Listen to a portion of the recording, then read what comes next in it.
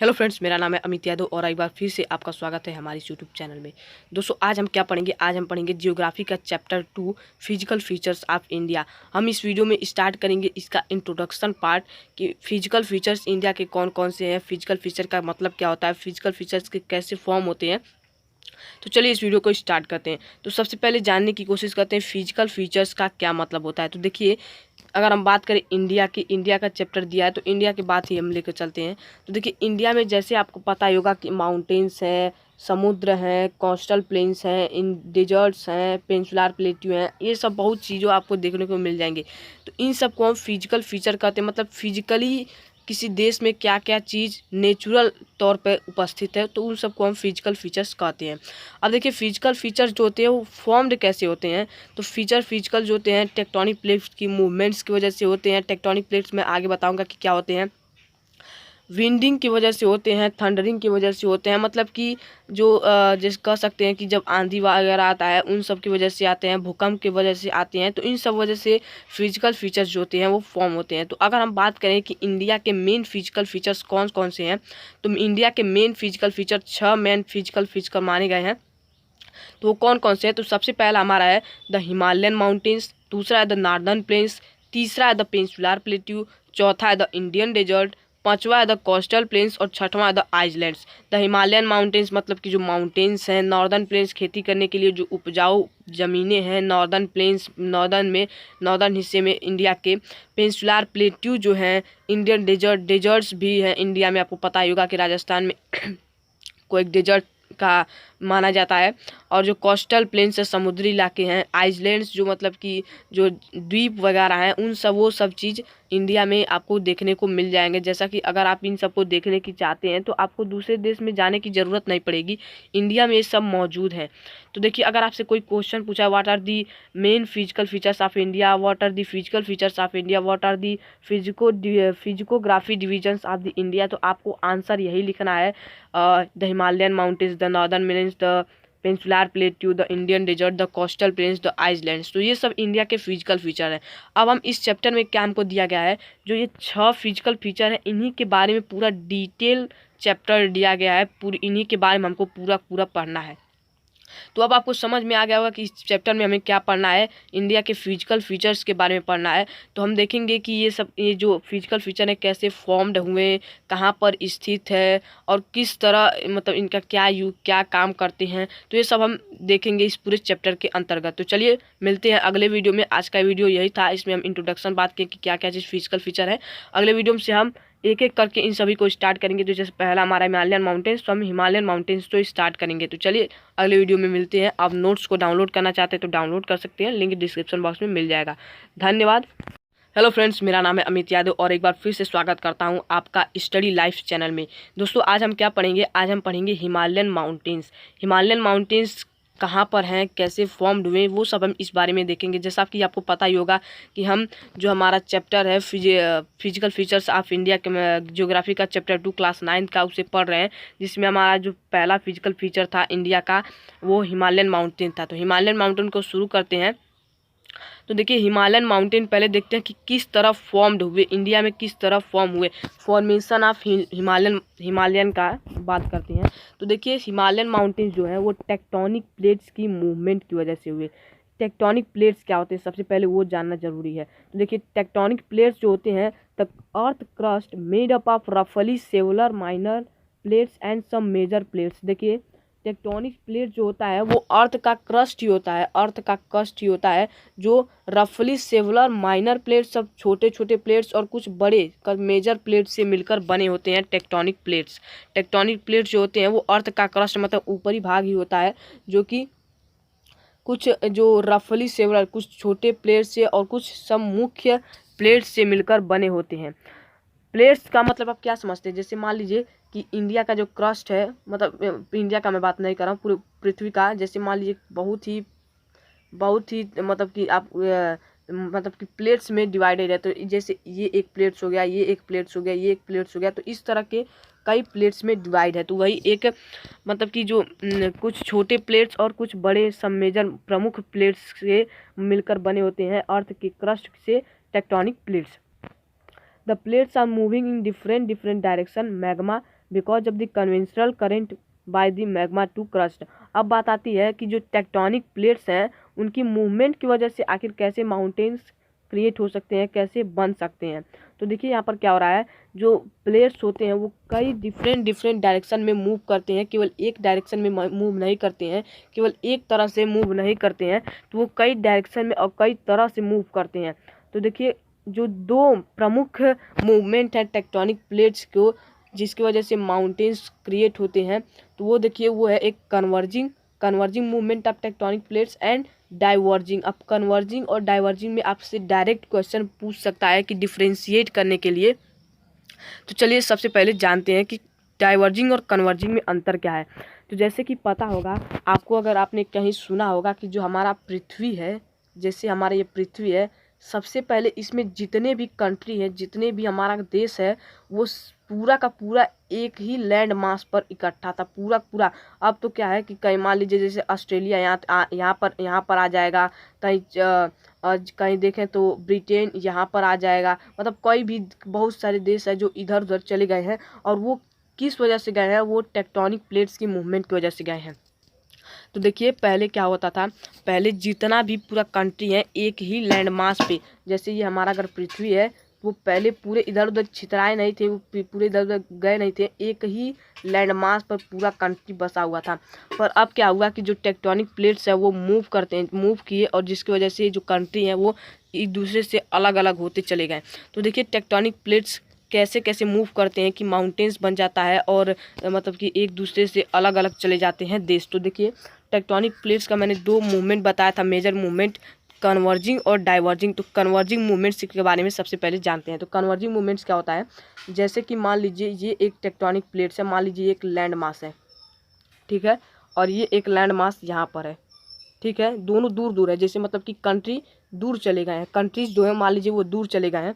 तो अब क्या होता है कि जो कंट्रीज होते हैं वो एक दूसरे की तरफ, मतलब कि जो प्लेट्स हैं वो, मतलब जो लैंड है वो एक दूसरे की तरफ जब मूव करते हैं तो उसे हम कन्वर्जिंग मूवमेंट करते हैं। और जब जाहिर सी बात है, जब एक दूसरे की तरफ से मूव करेंगे तो क्या होगा, एक समय ऐसा आएगा कि जब दोनों टकरा जाएंगे, दोनों एक दूसरे में टकरा जाएंगे, और जब टकराते हैं तभी एक माउंटेन्स का फॉर्म होता है, तो देखिए क्या हो रहा है, कन्वर्जिंग मूवमेंट वो होता है जिसमें जो प्लेट्स होते हैं वो एक दूसरे के, मतलब कि the plates are moving toward each other, मतलब कि जो प्लेट्स हैं वो एक दूसरे की तरफ मूव करते हैं, टुवर्ड्स ईच अदर, एक दूसरे की ओर। जैसे कि मैंने आपको बताया कि ये है एक प्लेट्स है और ये एक प्लेट्स है, तो ये दोनों एक दूसरे की तरफ मूव करेंगे। जैसे ये राइट, मान लीजिए ये राइट है, ये लेफ्ट है, तो लेफ्ट वाला राइट की तरफ, राइट वाला लेफ्ट की तरफ एक दूसरे की तरफ मूव करेंगे, जिसकी वजह से एक समय ऐसा आता है कि दोनों टकरा जाते हैं और एक माउंटेन्स का फॉर्म होता है। तो एक माउंटेन्स का फॉर्म इसी तरह होता है। अब चलिए बात करते हैं डाइवर्जिंग का। अब रुक जाइए, एक बार अभी और चीज़ मैं बता देता हूँ, कुछ पॉइंट्स की, मतलब कि हाँ, पहले चलिए डाइवर्जिंग का बात करते हैं। तो डाइवर्जिंग मूवमेंट्स कैसे होता है, तो जैसे मैंने अभी बताया आपको, जैसे हमारा ये पूरा पृथ्वी था जिसमें जो पूरे कंट्री थे वो एक ही जगह पर थे, एक ही लैंड मास पर थे। तो क्या हुआ कि वो धीरे धीरे इधर उधर हो गए, मतलब कि कहीं ज़मीन यहाँ से यहाँ चली गई, यहाँ से यहाँ चली गई। इस समय अगर आप देखेंगे तो जैसे देखेंगे ऑस्ट्रेलिया बिल्कुल नीचे है, कहीं एशिया है तो ऊपर है, तो वो सब इधर उधर चले गए। वो किस वजह से हुआ, टेक्टोनिक से डाइवर्जिंग मूवमेंट की वजह से। अब डाइवर्जिंग क्या होता है, डाइवर्जिंग में क्या होते हैं कि जो प्लेट्स होते हैं वो एक दूसरे के अपोजिट मूव करते हैं, मतलब कि एक दूसरे की तरफ नहीं, एक दूसरे से दूर जाते हैं। देखिए कन्वर्जिंग में क्या होता है कि वो एक दूसरे के पास आते हैं, और डाइवर्जिंग में क्या होता है कि वो एक दूसरे से दूर जाते हैं। जैसे देखिए कि ये एक मान लीजिए इतना बड़ा लैंड मास है, एक प्लेट है, तो इसमें क्या होगा कि यहाँ से जो बीच है, यहाँ से क्या होगा, यहाँ से जो इधर पार्ट अलग हो जाएगा और इधर पार्ट अलग हो जाएगा। जब टेक्टोनिक प्लेट्स मूव करेंगे तो क्या हो जाएगा, कुछ दूर पर जाके ये इधर आ जाएगा और ये इधर आ जाएगा, मतलब कि एक दूसरे से दूर जा रहे हैं, एक दूसरे के पास नहीं रह पा रहे हैं। मतलब कि एक बार देखिए कन्वर्जिंग में क्या हो रहा था कि एक दूसरे के नज़दीक आ रहे थे, एक दूसरे के पास आ रहे थे, और डाइवर्जिंग में क्या हो रहा था कि एक दूसरे से दूर जा रहे हैं। तो देखिए अब दोनों आपको कारण पता चल गया कि कन्वर्जिंग मूवमेंट की वजह से हिमालयन माउंटेन फॉर्म होते हैं और डाइवर्जिंग मूवमेंट की वजह से जो कंट्रीज हैं वो अलग हो चुके हैं। तो अब आपको हो सकता है कि बहुत सालों बाद क्या हो कि फिर से जो टेक्टोनिक प्लेट्स है उनमें कन्वर्जन हो और फिर से जो सारे देश इधर उधर छितिर बितिर हो गए हैं, मतलब एक दूसरे से दूर चले गए हैं, वो एक दूसरे के पास आकर फिर से एक लैंड मास बना लें, एक मतलब कि एक लैंड मास बना लें। तो ये हो सकता है। तो यही बात था कि हिमालयन माउंटेन्स कैसे फॉर्म होते हैं। अब देखिए हिमालयन माउंटेन्स इंडिया में कैसे फॉर्म हुए, अब उसके बारे में हम जानते हैं। तो ये तो आपको पता चल गया कि हिमालयन माउंटेन्स का नहीं बात कर रहा हूँ मैं, माउंटेन्स का कि किस तरह फॉर्म होते हैं। तो यार देखिए, this current split the crust into number of pieces. देखिए अब क्या कह रहा है कि जब देखिए because of the conventional current by the magma to crust, this current split the crust into number of pieces. तो इसी की वजह से जो क्रस्ट होते हैं, जो इंडिया मतलब कि जो पृथ्वी का क्रस्ट है वो बहुत ही पीसेस में टूट जाते हैं। देखिए जब इस तरह से एक दूसरे से टकराते हैं, टकराते हैं तो ये एक दूसरे से बहुत ही छोटे छोटे में टूट जाते हैं। जैसे ये इतना बड़ा था तो कहीं ये टूट कर इतना बड़ा हो गया, फिर कहीं थोड़ा सा इधर बन जाएगा माउंटेन, फिर इधर बन जाएगा, तो इस तरह सा कुछ हो जाता था। अब बात करते हैं कि इंडिया में जो हिमालयन माउंटेन है वो किस तरह फॉर्म हुए। तो देखिए इंडिया का देखिए, जहाँ पर है हमारा इंडिया मान लीजिए, और यहाँ पर है यूरोसिया का टेक्टोनिक प्लेट्स, यूरोसिया का क्रस्ट कैसे है, और यहाँ पर इंडिया का क्रस्ट। तो अब ये दूसरों क्या होते हैं, कन्वर्जन करेंगे, एक दूसरे के पास में आते हैं, तो क्या होता है, दोनों टकराते हैं और एक माउंटेन्स का फॉर्म होता है। यूरोसियम कौन कौन से, वो चाइना जो है, चाइना के कंट्रीज जो है वो यूरोसिया टेक्टोनिक प्लेट्स में आते हैं। तो वहीं पर यहाँ पर आपको दिखा दिया गया है।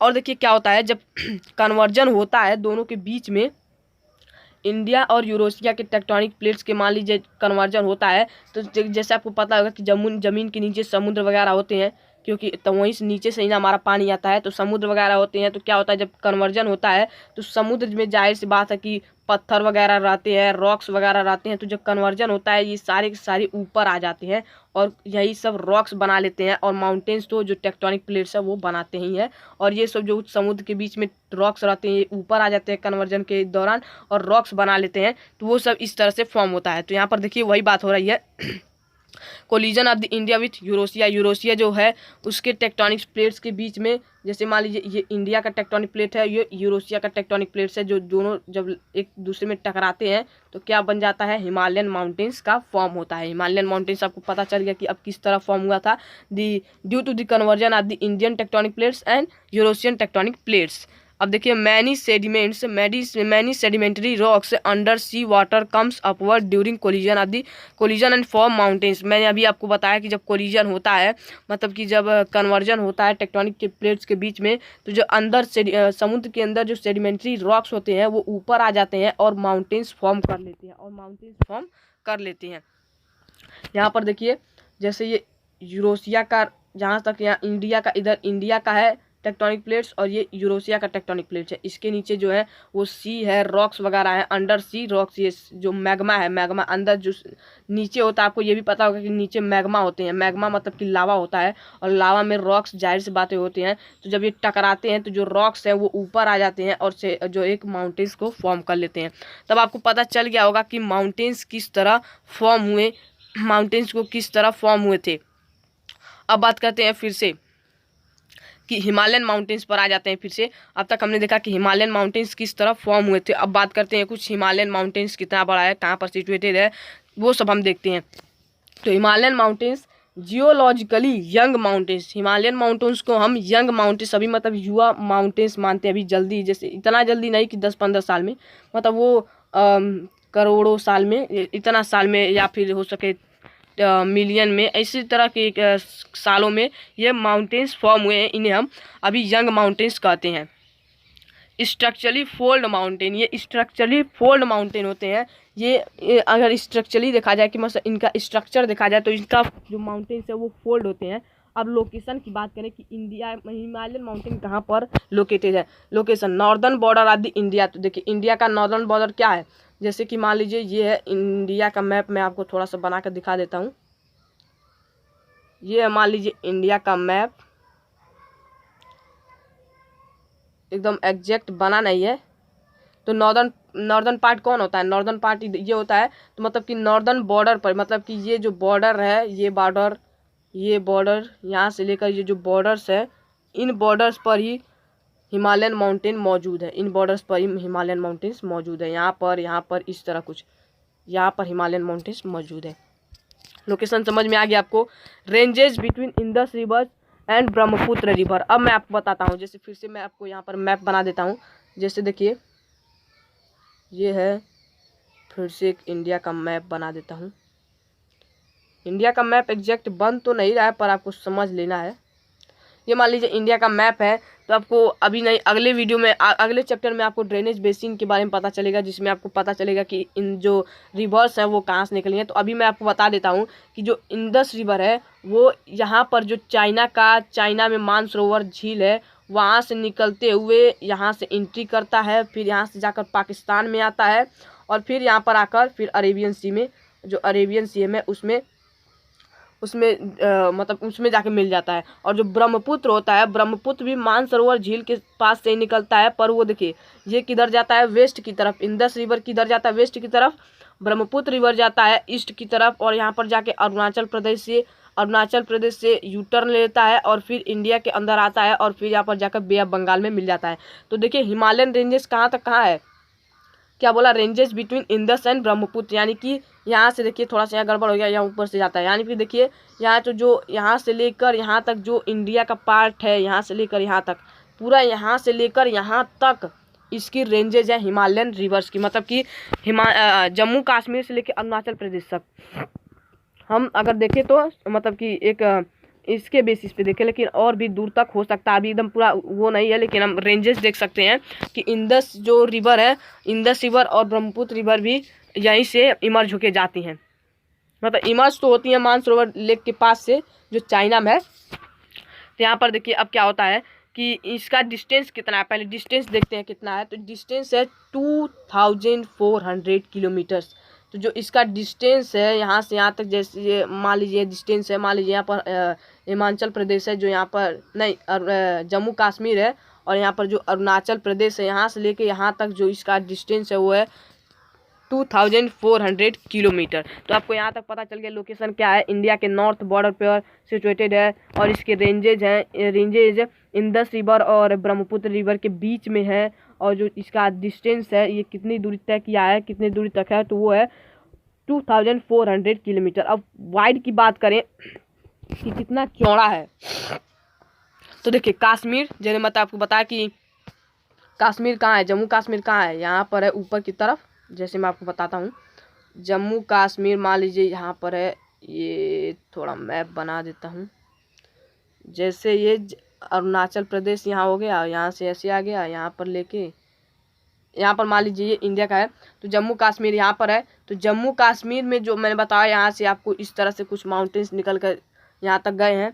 तो जम्मू कश्मीर में जो इसकी चौड़ाई है इस माउंटेन की, वो है 400 किलोमीटर, और अरुणाचल प्रदेश में जो इसकी चौड़ाई है वो है 150 किलोमीटर। मतलब कि क्या देख रहे हैं, मतलब जब वेस्ट से चल रहा है तो वेस्ट में चौड़ा है, नॉर्थ वेस्ट में चौड़ा है, और नॉर्थ ईस्ट में जाते जाते ये पतला हो गया है। मतलब जम्मू कश्मीर में ये ज़्यादा बड़े हैं, ज़्यादा चौड़े हैं।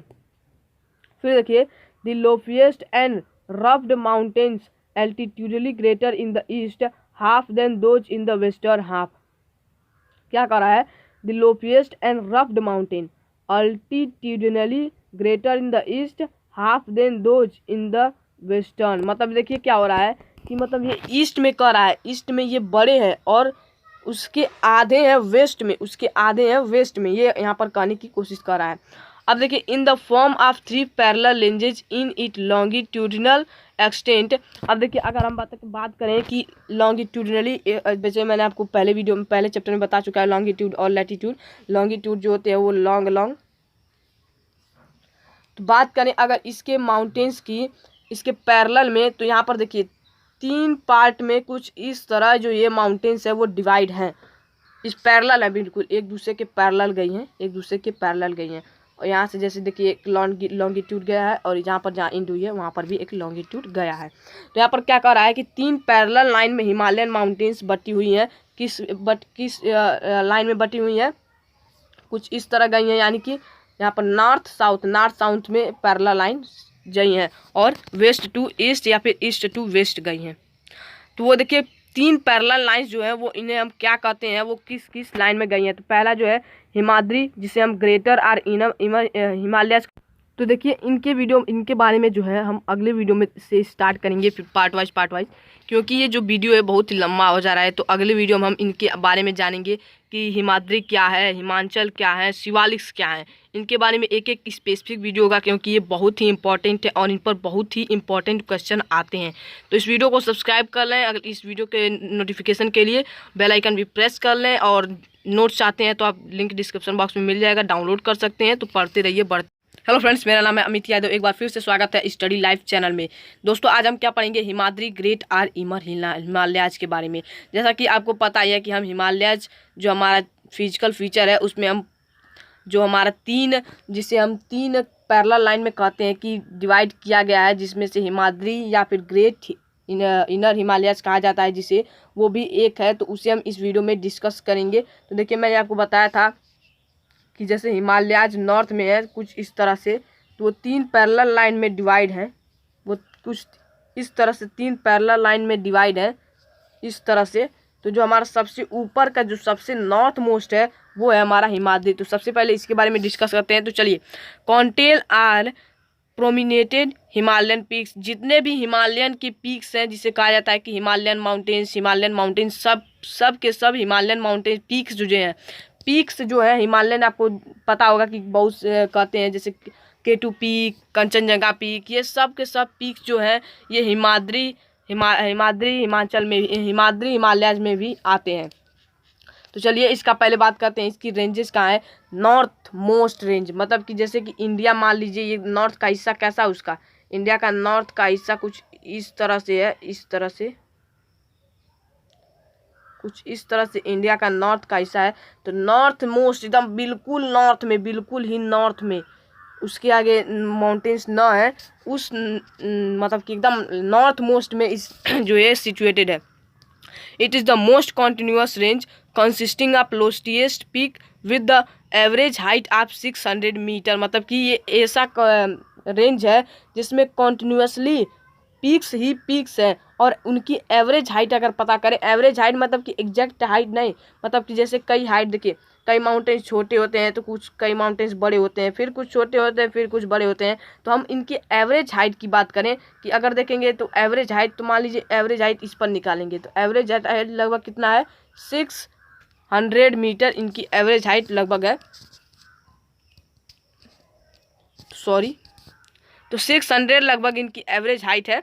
तो कुछ इस तरह से। अब बात करते हैं इनका स्ट्रक्चर कैसा है। तो स्ट्रक्चर इनका कुछ इस तरह से है। इनका स्ट्रक्चर इनका है फोल्ड आर एस्टेमिकल, मतलब कि कुछ फोल्ड भी हैं, और फिर एसेमिटिकल, मतलब कि कुछ इस तरह से भी हैं, और फिर फोल्ड इस तरह से हैं, फिर इस तरह से, फिर तो कुछ इस तरह की इनकी डिजाइन है। Core is made up of granite and primarily show bound many glacier distance from this range. यहाँ पर क्या कर रहा है, जो ये कोर है, देखिए माउंटेन्स जो इनका कोर है, जो ये पार्ट है इनका, ये वाला जो इससे ये चला है, मतलब कि ये किन चीज़ों की बना है, ये ग्रेनाइट के बने, ये जो ग्रेनाइट के बने, इनका जो कोर है ये ग्रेनाइट का बना है, और लगभग ज़्यादातर जो ग्लेशियर होती हैं वो इन्हीं हिमाद्री हिमालयन से ही निकलती हैं। अब आपको समझ में आ गया। Both are not same, so it is asymmetrical. यहाँ पर देखिए क्या हो रहा है, एसेमिटिकल क्यों कहा जा रहा है कि यहाँ पर पूरा नहीं, यहाँ पर फोल्ड है, कुछ यहाँ पर इस तरह सा भी है, तो इसलिए यहाँ पर इसे एसेमिटिकल कहा जा रहा है। अब देखिए इनमें कुछ इम्पोर्टेंट पीक्स हैं जो आपको याद रखने हैं, जिनके हाइट और कंट्री कहाँ पर है वो आपको यहाँ पर दिखाया गया है। तो देखिए सबसे पहला है पीक एम्प्टी एवरेस्ट, जो कि नेपाल में है, और इसका हाइट कितना है, 8848 किलोमीटर। कंचनजंगा कहाँ पर है, कंचनजंगा है इंडिया में, 8598 किलोमीटर। मकालू कहाँ पर है, नेपाल में, कितना है, 8481। धौलागिरी कहाँ है, नेपाल में, कितना हाइट है, 8172। नंगा पर्वत कहाँ है, इंडिया में, हाइट 8126। अन्नपूर्णा कहाँ पर है? इंडिया, नेपाल में है। कितना है? 8078। और फिर है नंदा देवी कहाँ है? इंडिया में 7871। और कैमेट कहाँ है? टी है। कैमेट कहाँ पर है? इंडिया में है 7756। नामचा बरवा कहाँ है? इंडिया में 7756। गुरला मंधाता कहाँ पर है? नेपाल में। कितना है? 7728। तो आपको यहाँ पर कुछ याद कर लेने हैं, अगर नहीं पूरा याद करते हैं तो ये भी ना, लेकिन इम्पोर्टेंट है, एमसीक्यू में पूछा जा सकता है, तो आपको कुछ इसमें से याद कर लेना है। तो ये था हमारा हिमाद्री। अब हम अगले वीडियो में यह बात करेंगे हिमाचल का। तो चलिए मिलते हैं अगले वीडियो में। तो यहाँ पर मैं आपको एक बार फिर से रिकॉल करवा देता हूँ कि जो हिमाद्री है वो नॉर्थ मोस्ट हिमालयन है। ये जो इनकी एवरेज हाइट अगर इनकी बात करें तो वो है 6000 मीटर। 6000 मीटर इनकी एवरेज हाइट की बात करें तो वो कितनी है? 6000 मीटर। 6000 मीटर मतलब कि लगभग 6 किलोमीटर। एवरेज हाइट मतलब कि ये 6 किलोमीटर तक लगभग ऊंचे, मतलब कि ये सबसे लगभग ऊंचे होंगे। तो यहाँ पर इनकी एवरेज हाइट पता चल गई। आपको कुछ पीक्स के बारे में पता चल गया। इनके जो कोर होते हैं वो ग्रेनाइट के बने होते हैं, मतलब कि बहुत ही स्ट्रॉन्ग पत्थर होते हैं, और जो लगभग ज़्यादातर ग्लेशियर होती हैं वो इन्हीं से निकलती हैं। चलिए इसी वीडियो में इतना ही। चैनल को सब्सक्राइब कर लें। चलिए मिलते हैं अगले वीडियो में। हेलो फ्रेंड्स, मेरा नाम है अमित यादव और एक बार आपका फिर से स्वागत है हमारी यूट्यूब चैनल में। दोस्तों आज हम क्या पढ़ेंगे? आज हम पढ़ेंगे हिमाचल, जिसे हम लेजर हिमालय भी कहते हैं। तो चलिए इस वीडियो को स्टार्ट करते हैं। उससे पहले मैं आपको एक चीज़ बताना चाहता हूँ। पिछले वीडियो हमने क्या पढ़ा था? पिछले वीडियो हमें हिमाद्री के बारे में पढ़ा था, जिसे हम ग्रेट और इनर हिमालयाज कहते हैं। तो वो सब हमने पिछले वीडियो में देखा था। तो हम देखिए, जैसा कि मैंने आपको बताया था, हिमालयन माउंटेन्स जो होते हैं वो 3 पैरेलल लाइन में जाते हैं। किस तरह 3 पैरेलल में जाते हैं? इस तरह कुछ 3 पैरेलल लाइन में जाते हैं। तो सबसे ऊपर वाला जो उसका रेंज होता है, पैरेलल जाता है, वो होता है हिमाद्री, और दूसरा होता है हिमाचल, और तीसरा होता है शिवालिक। तो यानी कि जो हमारा बीच वाला होता है, एकदम मिडिल वाला, उसके बारे में हम आज पढ़ेंगे। तो चलिए इस वीडियो को स्टार्ट करते हैं। तो देखिए, जो हिमाचल है वो लोकेटेड कहाँ है? South of the Himadri, composed of highly compressed and altered rocks. अब देखिए क्या कह रहा है, साउथ ऑफ हिमाद्री मतलब कि जैसे मान लीजिए कि इंडिया जैसे मान लीजिए नॉर्थ में सब जो जितने भी हिमालय है वो नॉर्थ में लोकेटेड है। तो अगर बात करें हिमालय की, तो नॉर्थ की बात करें तो इंडिया का नॉर्थ जो दिखता है कुछ इस तरह से, कुछ मैं एग्जैक्ट बना नहीं पा रहा हूँ, कुछ इस तरह से बनता है। यहाँ पर ये अच्छे से और भी बन नहीं पा रहा है। तो यहाँ पर देखिए, मान लीजिए ये गया जो है, ये लाइन पैरेलल गया। ये देखिए सबसे ऊपर वाला जो पैरेलल लाइन जाता है, यहाँ पर जो माउंटेन है इसे हम हिमाद्री कहते हैं। उसके नीचे जो जा रहा है इसे हम हिमाचल कह रहे हैं। मतलब कि जस्ट जो हमारा हिमाद्री है, ये हमारा हिमाद्री है, जो इसके जस्ट साउथ नीचे देखिए, ऊपर नॉर्थ है, नीचे साउथ है, मतलब कि उसके नीचे और उसके साउथ भी कह सकते हैं कि इसका लोकेशन है। Composed of highly compressed and alternate rocks. इसके अंदर जो रॉक्स है वो बहुत ही मतलब कि कंप्रेस्ड हो चुके हैं, बहुत ही एक दूसरे के साथ मतलब कि कह सकते हैं कि एक दूसरे के साथ, जैसे मैंने आपको बताया था कि कन्वर्ज हो चुके हैं। कन्वर्ज मैंने बताया था कि एक दूसरे में जब टकराते हैं तो माउंटेन मतलब कि बहुत ज़्यादा कन्वर्ज हो चुके हैं, एक दूसरे में कंप्रेस्ड हो चुके हैं। This rock consist of famous valley of Kashmir and Kangra the Kullu valley. देखिए, अगर आपको पीक्स कोई पूछता है कि पीक्स मेनली जो पीक्स होते हैं वो किस हिमालय में आते हैं, तो आपको आंसर देना है हिमाद्री। बट अगर कोई पूछता है कि जो मेनली वैनी किस हिमालयन में आते हैं, तो आपका आंसर होगा हिमाचल। देखिए, जो हिमाचल होता है, जो कश्मीर, आपको पता ही होगा कि कश्मीर के जो मेजर वैनी है वो भी हिमाचल में भी आते हैं। कंगरा का भी मेजर जो वैनी है वो भी किस में आता है? हिमाचल में ही आता है, हिमाचल। अब देखिए, average altitude between 3700 metre and 4500 metre. तो देखिए इसका एवरेज हाइट कितना है, मतलब ये माउंटेन्स हैं वो कितने बड़े, ये जो हिमालय है वो कितने बड़े हैं। लगभग अगर हम एवरेज देखें तो एवरेज कितना है? 4500 और 3700 मीटर के बीच में ही है। मतलब कि ये कई जो पहाड़ है वो 4500 है और कई पहाड़ जो है वो 3700 ही है। तो ये इसका एवरेज कह सकते हैं, एवरेज हाइट है। अब देखिए क्वेश्चन आपको आ सकता है कि किस तरह क्वेश्चन आ सकता है कि हिमाद्री, हिमाचल और शिवालिक में डिफ्रेंशिएट करिए। तो अभी शिवालिक मैंने बताया नहीं है तो मैं आपको बता दूंगा। तो देखिए आप डिफ्रेंशिएट किस बेसिस पर कर सकते हैं। एक तो रेंजेस के बेसिस पर डिफ्रेंशिएट कर सकते हैं कि जो हिमाद्री है वो एकदम नॉर्थ में है और हिमाचल जो है हिमाद्री जो है वो एकदम बिल्कुल नॉर्थ में है, हिमाचल उसके साउथ में है। और फिर बात कर सकते हैं एल्टीट्यूड के बेसिस पर कि वो कितना उसका कितना एवरेज है। तो ये सब पॉइंट्स आपको याद रख के उस पर आप डिफ्रेंशिएट कर सकते हैं। अब देखिए बात करें अगर हिमाचल की जो एवरेज वाइड है मतलब कि उसका कितना चौड़ाई है, जैसे कि ये मान लीजिए हिमाचल, मान लीजिए सपोज कर लीजिए कि हिमाचल है, तो ये इसका जो चौड़ाई है वो कितना है, इसका एवरेज चौड़ाई कितना है। मतलब कि जैसे ये देखिए ये इतना दूर गया है, मैं केवल एक पहाड़ की बात नहीं कर रहा हूँ, मतलब जितना दूर तक गया है उसमें कितनी इसकी चौड़ाई जाते हुए गई है। तो देखिए एवरेज वाइड की बात करते हुए 50 किलोमीटर यानी कि 50 किलोमीटर तक इसकी एवरेज वाइड है। फिर देखिए the Pir Panjal range from the largest and the most important range of the Dhauladhar are and the Mahabharat range are also prominent ones. तो जो पीर पंजल रेंज है वो जिसे हम मोस्ट लार्जेस्ट रेंज कहते हैं, जो दलुआधार का और महाभारत रेंज है, ये भी इन्हीं से प्रोमिनेंट हुए हैं, इन्हीं के भाग हैं। तो आपको ये वीडियो समझ में आएगा, इस वीडियो से आपको पता चल गया होगा कि हिमाचल क्या है। तो मैं एक बार आपको फिर से रिकॉल करवा देता हूँ। हिमाचल जो है उसकी रेंजेस कहाँ से है, हिमाद्री के साउथ में है बिल्कुल। मतलब कि अगर ये मान लीजिए हमारा इंडिया है, ये हमारा इंडिया का नॉर्थ का भाग है, तो यहाँ से ये हमारी कौन सी गई है, ये हमारी गई है हिमाद्री, और उसके बिल्कुल ही नीचे पैरेलल लाइन में कौन सी गई है, ये हमारा हिमाचल। जैसे कि ये गई है हमारी हिमाद्री, ये हमारा हिमाद्री है, ये हमारा हिमाद्री है, उसके बिल्कुल ही नीचे ये कौन सी गई है, हिमाचल है। और जो शिवालिक होगी वो इसके भी नीचे गई होगी। तो मतलब कि ये जो हिमाचल है ये मिडिल माउंटेन्स भी इसे कहीं मिडिल हिमालय भी कह सकते हैं। इसका एवरेज हाइट जो है, एवरेज हाइट से अगर बात करें, एवरेज एल्टीट्यूड की बात करें तो वो बिटवीन है किसके 3700 metre and 4500 metre. Average wide की बात करें तो वो है 50 किलोमीटर। और कई आपको कुछ ये मैंने आपको रेंजेस भी बताए, आपको इन्हें भी याद कर लेना है। तो चलिए मिलते हैं अगले वीडियो में। अगले वीडियो में हम शिवालिक्स के बारे में बात करेंगे कि शिवालिक्स क्या है।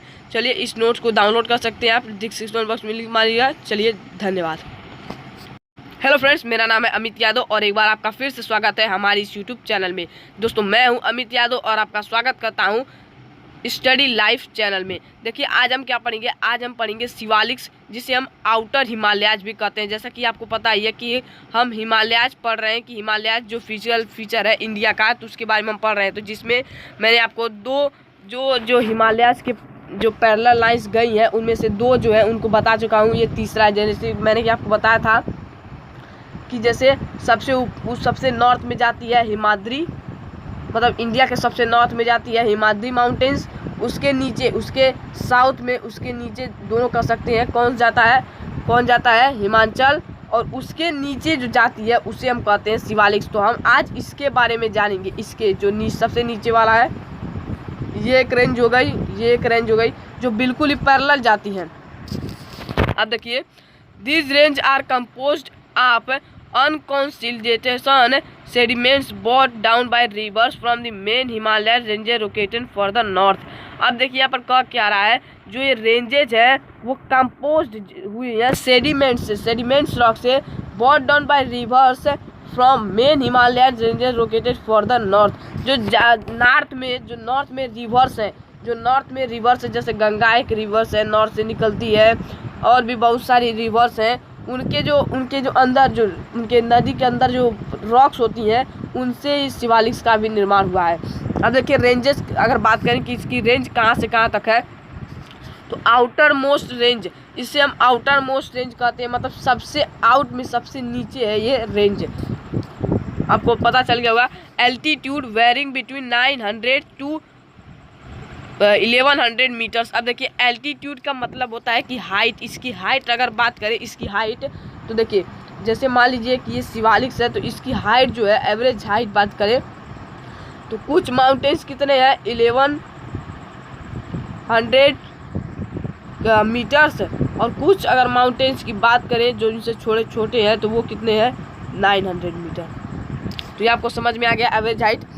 अब देखिए अगर चौड़ाई की बात करें तो वेरिंग बिटवीन 10 to 50 किलोमीटर। तो देखिए अगर इनकी चौड़ाई की बात करें तो ये लगभग कितने हैं 10 से 50 किलोमीटर इनकी चौड़ाई है। और हिमाद्री मैंने आपको बताया था, हिमाचल मैंने आपको बताया कि उनकी कितनी चौड़ाई थी, उनकी चौड़ाई थी 50 किलोमीटर, और इनकी कितनी चौड़ाई है 10 से 50 किलोमीटर, मतलब कि वो 15 किलोमीटर भी हो सकता है, 20 किलोमीटर भी हो सकता है, 25 किलोमीटर भी हो सकता है, 30 किलोमीटर भी हो सकता है। तो ऐसे बहुत कई किलोमीटर हो सकते हैं, ठीक है, पर वो 50 किलोमीटर के अंदर ही रहेगा। शिवालिक्स कंसिस्ट डंस। अब देखिए शिवालिक जो है उसके अंदर डंस आते हैं। डंस का क्या मतलब है उससे बात करते हैं। तो डंस देखिए, डंस जो होते हैं, डंस का क्या मतलब है यहाँ पर longitudinal valley lying between lesser Himalayas and Shivaliks. अब देखिए यहाँ पर कह रहा है डंस का मतलब होता है वो वैली जो किसके बीच में लेजर हिमालयज और शिवालिक्स के बीच में आती है। तो अब आपको पता होगा कि मैंने पिछले वीडियो में बताया था कि हिमाचल को हम लेजर हिमालय भी कहते हैं। मतलब कि हिमाचल कौन सी लाइन है, यानी कि जो बीच वाली लाइन, ऊपर वाला तो क्या है हमारा हिमाद्री है, बीच वाला जो है यही हमारा कौन सा है, ये हमारा हिमाचल, और नीचे वाला एकदम बिल्कुल शिवालिक से, मतलब कि इसके बीच में जो वैली आती है उन्हें ही हम डंस कहते हैं, इन्हें ही हम डंस कहते हैं। इनके बीच में ये जो बीच में वैली जा रही है इन्हें हम डंस कहते हैं। तो डंस आपको समझ में आ गया होगा कि शिवालिक्स जो होती है वो डंस की कंसिस्ट होती है। मतलब कि देखिए मैं आपको एक बार बता देता हूँ, जैसे ये जा रही है हमारी हिमाद्री के रेंजेस जा रही हैं, उसके नीचे जा रही है हिमाचल के रेंजेस, और उसके नीचे जा रही है शिवालिक्स के रेंजेस, ठीक है। अब इसके इन दोनों के बीच में जो वैली है इन्हें हम डंस कहते हैं। और इसे अगर बात करें तो इसे हम किसके अंदर लेते हैं, इन्हीं शिवालिक्स के अंदर ही लेते हैं, इन्हें शिवालिक्स ही मानते हैं। अब देखिए division of the Himalayas on the basis of the river, तो ये हम पढ़ेंगे अगले वीडियो में। तो चलिए मिलते हैं अगले वीडियो में, धन्यवाद। इस वीडियो में हमने इतना ही देखा है कि शिवालिक्स क्या है, उन्हें हम आउटर हिमालयज कहते हैं। तो इस नोट्स को डाउनलोड करना चाहते हैं तो आप डाउनलोड कर सकते हैं। चलिए मिलते हैं अगले वीडियो में, धन्यवाद। हेलो फ्रेंड्स, मेरा नाम है अमित यादव। एक बार फिर से आपका स्वागत है हमारी यूट्यूब चैनल स्टडी लाइफ में। दोस्तों आज हम क्या पढ़ेंगे, आज हम पढ़ेंगे division of the Himalayas on the basis of the river. आज हम देखेंगे कि हिमालयज का डिवीजन कैसे हुआ है रिवर के बेसिस पर। पिछले वीडियो तक ने हमने देखा था कि लॉन्गिट्यूडनली उसका डिवीजन कैसे हुआ है हिमालयज का, जिसमें हमने हिमाद्री, हिमाचल और शिवालिक्स देखे थे कि किस तरह वो पैरेलल लाइन में डिवाइडेड है। तो आज हम देखेंगे कि रिवर के बेसिस पर हिमालयज का डिवीजन किस तरह हुआ। तो चलिए इस वीडियो को स्टार्ट करते हैं। तो सबसे पहले देखिए Himalayas between the Indus and Sutlej river, जिसे हम पंजाब हिमालयज कहते हैं। तो देखिए जो इंडस रिवर और सतलुज रिवर के बीच में जितनी भी हिमालय पड़ती हैं उन्हें हम पंजाब हिमालय कहते हैं। तो देखिए अब बात करते हैं कि इंडस और सतलुज रिवर निकलती कहाँ पर है, कहाँ है और किसके बीच में ये पंजाब हिमालयज है। तो यहाँ पर देखिए जैसे हमारा इंडिया का मैप है यहाँ पर, तो यहाँ पर अगर बात करें तो यहाँ पर देखिए यहाँ पर है चाइना, जहाँ पर एक मानसरोवर लेक के पास से यहाँ से निकलता है जम्मू कश्मीर में, और फिर यहाँ से आकर इधर से जाकर पाकिस्तान में आकर यहाँ पर इंडस रिवर ओरिजिनेट हो जाता है, मतलब रिवर ड्रेन्स हो जाता है बे ऑफ बंगाल में। अब बात करें सतलुज रिवर की, तो सतलुज रिवर यहाँ से निकलता है और यहाँ से जाकर फिर इसे ही ज्वाइन कर लेता है। तो यहाँ से देखिए इसके बीच में जो भी माउंटेन्स है इसे हम क्या कहते हैं, इसे हम पंजाब हिमालय कहते हैं। तो ये आपको क्लियर हो गया होगा। तो चलिए अब बात करते हैं कि आगे कौन से हिमालयज हैं। अब देखिए Himalayas between the Sutlej and Kali rivers, जिसे हम कुमाऊन हिमालयज कहते हैं। तो देखिए आपको ये सब नाम जो है और किसके बीच में आते हैं आपको याद रखना है, MCQ में पूछे जा सकते हैं। तो चलिए सबसे पहले जानते हैं कि सतलुज और काली रिवर्स कहाँ पर हैं। तो यहाँ पर देखिए ये हमारा आ गया फिर से मैप इंडिया का। तो यहाँ पर देखिए मैंने बताया कि सतलुज रिवर कहाँ से है, यहाँ से आकर कुछ इस तरह गई है। तो अब देखिए जो काली रिवर है वो काली, देखिए यहाँ पर इंडस रिवर गया था इस तरह से, कुछ इंडस रिवर कुछ इस तरह से गया था। काली रिवर जो है वो इधर से गई है, इधर से। तो यहाँ पर जो है ये जो माउंटेन्स पड़ रहे हैं इन्हें हम क्या कहते हैं, देखिए थोड़ा गड़बड़ हो गया। जो सबसे पहले बात करते हैं कि ये जो सतलुज रिवर गई है, ठीक है, और काली रिवर गई है यहीं से कुछ इस तरह से। तो इसके बीच में जो माउंटेन्स पड़ रहे हैं उसे हम क्या कहते हैं, उसे हम कहते हैं कुमाऊन रिवर। अब आगे हमारा कौन सा रिवर है उसके बारे में जानते हैं। तो देखिए Himalayas between the Kali and the Teesta river, जिसे हम नेपाल हिमालयाज भी कहते हैं। तो देखिए नेपाल में जितने भी हिमालयस पड़ते हैं और उसे काली रिवर जो है उससे लेकर टिस्टा रिवर के बीच में जो हिमालयस पड़ते हैं उसे हम नेपाल हिमालयाज कहते हैं। तो देखिए काली रिवर कहाँ पर है, तो काली रिवर कुछ इस तरह से देखिए। सबसे पहले यहाँ पर इंडस रिवर यहाँ से गई है, फिर सतलुज रिवर यहीं से निकल के इसे ज्वाइन की है, और काली रिवर जो है वो यहाँ से निकल के कुछ इस तरह यही है, और टिस्टा रिवर जो है वो इधर से निकलता है और गंगा में ज्वाइन होता है। तो यहाँ पर जो इसने माउंटेन्स पड़ रहे हैं इसे हम क्या कहते हैं, इसे हम नेपाल माउंटेन्स कहते हैं, नेपाल हिमालय कहते हैं।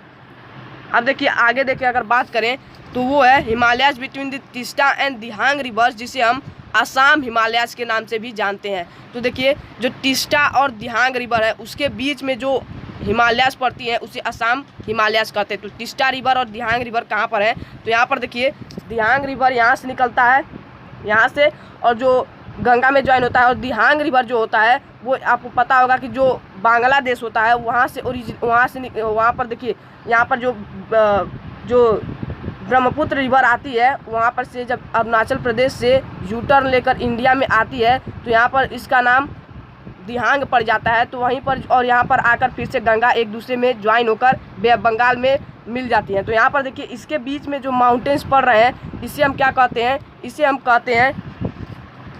कहते हैं असम हिमालयाज। तो आपको इतना तो पता चल गया होगा कि जो हिमालयाज है इंडस और सतलुज के बीच में उसे हम पंजाब हिमालयाज कहते हैं, और जो हिमालय सतलुज से काली रिवर के बीच में पड़ती हैं उसे हम कुमाऊन हिमालयाज कहते हैं। और Himalayas between the Kali and Teesta river जिसे हम नेपाल हिमालयाज कहते हैं, और Himalayas between the Teesta and Dihang river जिसे हम असम हिमालयाज कहते हैं। अब देखिए अब अगर बात करें कि पूर्वांचल ईस्टर्न रेंज क्या है, तो देखिए these hills are mostly composed of strong sandstones which are sedimentary rocks.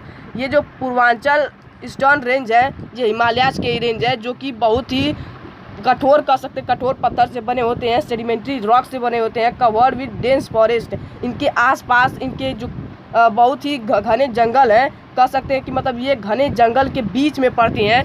The Brahmaputra reverse marks it's eastern most boundary beyond Dihang George. The eastern Himalayas range turns south along the north eastern boundary of the India. देखिए यहाँ पर क्या कर रहा है, जो Brahmaputra river मैंने बताया, ब्रह्मपुत्र रिवर जब अरुणाचल प्रदेश से यू टर्न लेकर इंडिया में आती है तो वहाँ पर उसका दिहांग नाम पड़ जाता है। The eastern Himalayas range turn south along the north eastern boundary of the India. और इस हिमालय को हम क्या कहते हैं, इस हिमालय को जो नॉर्थ देखिए नॉर्थ में ही पड़ते हैं हिमालयाज, पर ये जो इधर आती है तो ये एक बाउंड्री बना लेती है इंडिया का बाउंड्री बनाते हुए ये हिमालयाज आती हैं, इंक्लूडिंग पटकाई हिल्स, दिनागा हिल्स, और यहाँ पर कुछ पता नहीं चला है hills and the Mizo hills. तो मैं आपको बताता हूँ, जैसे हमारा मैप है तो ये हिल्स जो है, जैसे मैंने बताया कि जो ब्रह्मपुत्र रिवर है, ब्रह्मपुत्र रिवर यहाँ से कुछ इधर से मानसरोवर लेक के पास आता है और यहाँ पर अरुणाचल प्रदेश में यू टर्न लेकर यहाँ पर आता है और यहाँ पर आकर गंगा वाले रिवर से मिल जाता है। तो यहाँ पर देखिए ये जो पूर्वांचल जिसे हम कहते हैं पूर्वांचल रेंज, वो इंडिया का बाउंड्री बनाते हुए आती हैं, ये इंडिया का बाउंड्री बनाते हुए आती हैं और कहाँ पर आती हैं, असम तक आती हैं। तो यहाँ पर देखिए ये जो इतना पार्ट है इसे पूर्वांचल रेंज में आता है। तो आपको ये समझ में आ गया होगा कि पूर्वांचल रेंज कहाँ पर होती है। देखिए पूर्वांचल रेंज होती है ये जो यहाँ से लेकर इतना पार्ट है ये वाला, ये पूर्वांचल रेंज है। तो आपको ये समझ में आ गया होगा। तो ये था वीडियो जिसमें हमने देखा कि जो हिमालयज रिवर है उन हिमालयज माउंटेन है उनका जो डिवीज़न है वो रिवर के बेसिस पे किस तरह हुआ है। तो आपको सभी नाम्स को याद रखना है कि इंडस और सतलुज के बीच में पंजाब हिमालयज है, सतलुज और काली रिवर के बीच में कुमाऊन हिमालयज है, और काली और टिस्टा रिवर के बीच में नेपाल हिमालयज कहते हैं, और जो तिस्ता और दिहांग रिवर के बीच में आती हैं उसे हम हिमालयज असम हिमालयज कहते हैं। तो ये आपको MCQ में पूछे जा सकते हैं। तो ये बहुत ही इंपॉर्टेंट क्वेश्चन था। तो अब चलती है, मिलते हैं अगले वीडियो में एक नए फिजिकल फीचर के आप इंडिया के साथ। तो चलिए मिलते हैं अगले वीडियो में, धन्यवाद। हेलो फ्रेंड्स, मेरा नाम है अमित यादव। एक बार आपका फिर से स्वागत करता हूं मेरे इस यूट्यूब चैनल स्टडी लाइव में, जहां पर आपको क्लास 9 के एसएसटी के वीडियोज रिकॉर्डर मिलते हैं हैंड रिटन नोट्स के साथ। तो एक बार फिर से स्वागत करता हूं एक नए टॉपिक के साथ, ज्योग्राफी चैप्टर 2 के साथ, जो कि है द नॉर्दर्न प्लेन। इस वीडियो में हम पढ़ेंगे द नॉर्दर्न प्लेन, मतलब कि नॉर्दर्न प्लेन जो हमारा फिजिकल फीचर है दूसरा, उसके बारे में, इंडिया का जो दूसरा फिजिकल फीचर है उसके बारे में। तो चलिए इस वीडियो को स्टार्ट करते हैं। पिछले वीडियो तक हम देख चुके हैं, कवर चुके हैं, हिमालयन माउंटेन्स को कवर कर चुके हैं। अब देखेंगे नॉर्दर्न प्लेन्स। तो चलिए सबसे पहले जैसे उससे भी हमने फॉर्मेशन से स्टार्ट किया था कि किस तरह वो फॉर्म हुआ था, तो इसमें भी हम इसके फॉर्मेशन से ही स्टार्ट करेंगे। तो सबसे पहले बात करते हैं फॉर्मेशन ऑफ नॉर्दर्न प्लेन, मतलब कि जो नॉर्दर्न प्लेन है वो फॉर्म कैसे हुए, कैसे बने। तो देखिए सबसे पहले एक क्लियर कर देता हूँ, इस वर्ड को आप समझने की कोशिश किए। नॉर्दर्न मतलब आपको पता चल रहा है उत्तर में है, उत्तरी भाग में है। तो उत्तरी भाग की जो प्लेन एरिया है तो उसी के बारे में हम पढ़ेंगे। तो देखिए फॉर्म कैसे हुआ, तो वो बात करते हैं। The Indus and the Ganga river, Brahmaputra along with their tributaries, these rivers are comes from the Himalayas and deposit their alluvial in the foothills of the Himalayas brought by them। अब देखिए क्या कर रहा है, अभी तक आपने ड्रेनेज वाला चैप्टर नहीं पढ़ा है। चैप्टर 3 आप जब पढ़ेंगे तो आपको और भी क्लियर हो जाएगा। जो आपके मैं जानकारी के लिए बता देता हूँ कि पहले जो इंडस रिवर, मैंने पिछले वीडियो में आपको बताया था इंडस रिवर कहाँ से ओरिजिनेट होती है। तो सबसे पहले मैं थोड़ा सा ऊपर इंडिया का जो नॉर्थ का भाग है वो बना लेता हूँ। तो देखिए नॉर्थ का भाग कुछ इस तरह है, मैं एग्जैक्ट बना नहीं पा रहा हूँ तो आपको थोड़ा समझ लेना है। ये कुछ इस तरह से नॉर्थ का भाग है इंडिया का, ठीक है, कुछ इस तरह से इंडिया का ये नॉर्थ का है। यहाँ पर जम्मू कश्मीर आपको दिख जाएगा। तो यहाँ पर नॉर्थ का भाग है। तो देखिए इंडस रिवर कहाँ से ओरिजिनेट होती है, चाइना में मानसरोवर लेक के पास से जम्मू कश्मीर में इंटर करती है, फिर पाकिस्तान में आकर गुजरात के पास आती है और फिर अरेबियन सी में ड्रेन हो जाती है। और गंगा रिवर कहाँ से होती है, यहाँ पर नेपाल है, यहाँ पर से ओरिजिनेट होकर कुछ अपने बहुत सारी ट्रिब्यूटरीज के साथ इस तरह निकलते हुए, ट्रिब्यूटरीज मतलब आपको आगे चैप्टर में बताऊंगा। ट्रिब्यूटरीज मतलब कोई नदी होती है और आगे चल के वो अब कई भागों में डिवाइड हो जाती है। जैसे देखिए यहाँ से चली और कई भागों में डिवाइड हो गए यहाँ अपने ट्रिब्यूटरीज के साथ। तो इन सब से इसे ट्रिब्यूटरीज कहा जाता है। तो इन सब से जब होता है, तो इन सब से जो ये चलती है जब, तो ये क्या करती हैं, जैसे मैंने आपको बताया था कि यहाँ पर सब के सब हिमालयंस है, मतलब कि सब माउंटेन्स है। तो ये माउंटेन से जब बहते हुए आती है, जब माउंटेन से बहते हुए आती है तो केवल अपने साथ पानी ही नहीं लाती हैं, पानी के साथ साथ कुछ सॉइल भी लाती हैं, मिट्टी भी लाती हैं, कंकड़ पत्थर भी लाती हैं। तो देखिए वही बात हो रहा है। द इंडस रिवर, मैंने बताया इंडस रिवर किस तरह आती है, and the Ganga, the Brahmaputra along with, Brahmaputra भी मैं आपको बता देता हूँ। जैसे देखिए मैं डायरेक्ट नदी बना देता हूँ। जैसे ये है इंडस, ये कुछ इस तरह से आई है, गंगा इधर से आई है, इस तरह से कुछ इस तरह इसके ट्रिब्यूटरीज हैं, इस तरह यहाँ से यमुना भी इसे ज्वाइन करती है, और ब्रह्मपुत्र सीधे यहाँ से इस तरह से कुछ आई है, और ये भी यहाँ पर आके मिलते हैं और फिर बंगाल में मिल जाते हैं। तो यहाँ पर देखिए क्या हो रहा है, जो इंडस है उसके भी बहुत सारे ट्रिब्यूटरीज है, ये कुछ तरह इस तरह सतलुज भी रिवर भी इसकी ट्रिब्यूटरीज है, इस तरह कुछ बहुत सारे इसकी भी ट्रिब्यूटरीज है। तो ये क्या होती है, हिमालयन से सब निकलती हैं। जैसे मैंने अब आपको बताया था उत्तर में सब हिमालयंस भी हैं, तो हिमालय से सब निकलती हैं। तो अपने साथ केवल पानी भी बहा कर नहीं लाती हैं, पानी के साथ साथ एलुवियल सॉइल भी बहा कर लाती हैं, जिसकी वजह से नॉर्दर्न प्लेन फॉर्म होता है। तो देखिए these rivers are come from the Himalayas and deposit their alluvial in the foot hills of the Himalayan broad by them. तो यहाँ पर देखिए क्या हो रहा है, हिमालय के किनारे जो है सारी जगह पर एलुवियल सॉइल लगा देती हैं जब बहते हुए आती है। तो माटी को, मतलब मिट्टी के जो एलुवियल सॉइल है उन्हें अपने साथ बहाते हुए लेके आती हैं, और जिसके वजह से नॉर्दर्न प्लेन्स फॉर्म होता है। अब बात करते हैं कि इसका एरिया कितना है। तो ये तो आपको समझ में आ गया कि व्हाट इज़ वाई हाउ, अगर क्वेश्चन पूछे कि कैसे जो नॉर्दर्न प्लेन है वो फॉर्म हुए, तो आपको आंसर डायरेक्ट लिखना है कि Indus river and the Ganga Brahmaputra along with their tributaries when they come from the Himalayas and deposit their alluvial in the foot hills of the Himalayas and broad by them. तो इस तरह से ये फॉर्म होता है कि जब इंडस गंगा और ब्रह्मपुत्र रिवर्स अपने ट्रिब्यूटरीज, सभी ट्रिब्यूटरीज के साथ आती हैं हिमालयन से निकल के, हिमालयन माउंटेन से निकल के, तो जिसकी वजह से वो अपने साथ एलुवियल सॉइल भी लाती हैं, और एलुवियल सॉइल आके यहाँ पर जो खाली जगह पर मिलता है, प्लेन मिलता है, वहाँ पर डिपॉजिट हो जाता है, जिसकी वजह से नॉर्दर्न प्लेन्स फॉर्म हुआ है। अब देखिए एरिया, जो नॉर्दर्न प्लेन्स है उसका एरिया कितना है, तो वो है 7 lakh kilometre square. 7 lakh kilometre, बहुत ही मतलब बहुत ही बड़ा जो कह सकते हैं कि क्षेत्र है। और अगर इसकी बात करें लंबाई की तो है 2400 kilometre long and 240 kilometre to 320 kilometre broad. अब देखिए आपको एक चीज़ और पता होगा कि हिमालयन मैंने बताया था, आप इस तरह से दो वैल्यू या एक ही नंबर से याद कर सकते हैं। मैंने बताया था कि हिमालय जो है, हिमालय क्या है, देखिए जैसे मैं पहले आपको ऊपर का एक बता देता हूँ, नहीं तो रुक जाइए, मैं नीचे मैप बनाया हूँ। तो यहाँ पर कुछ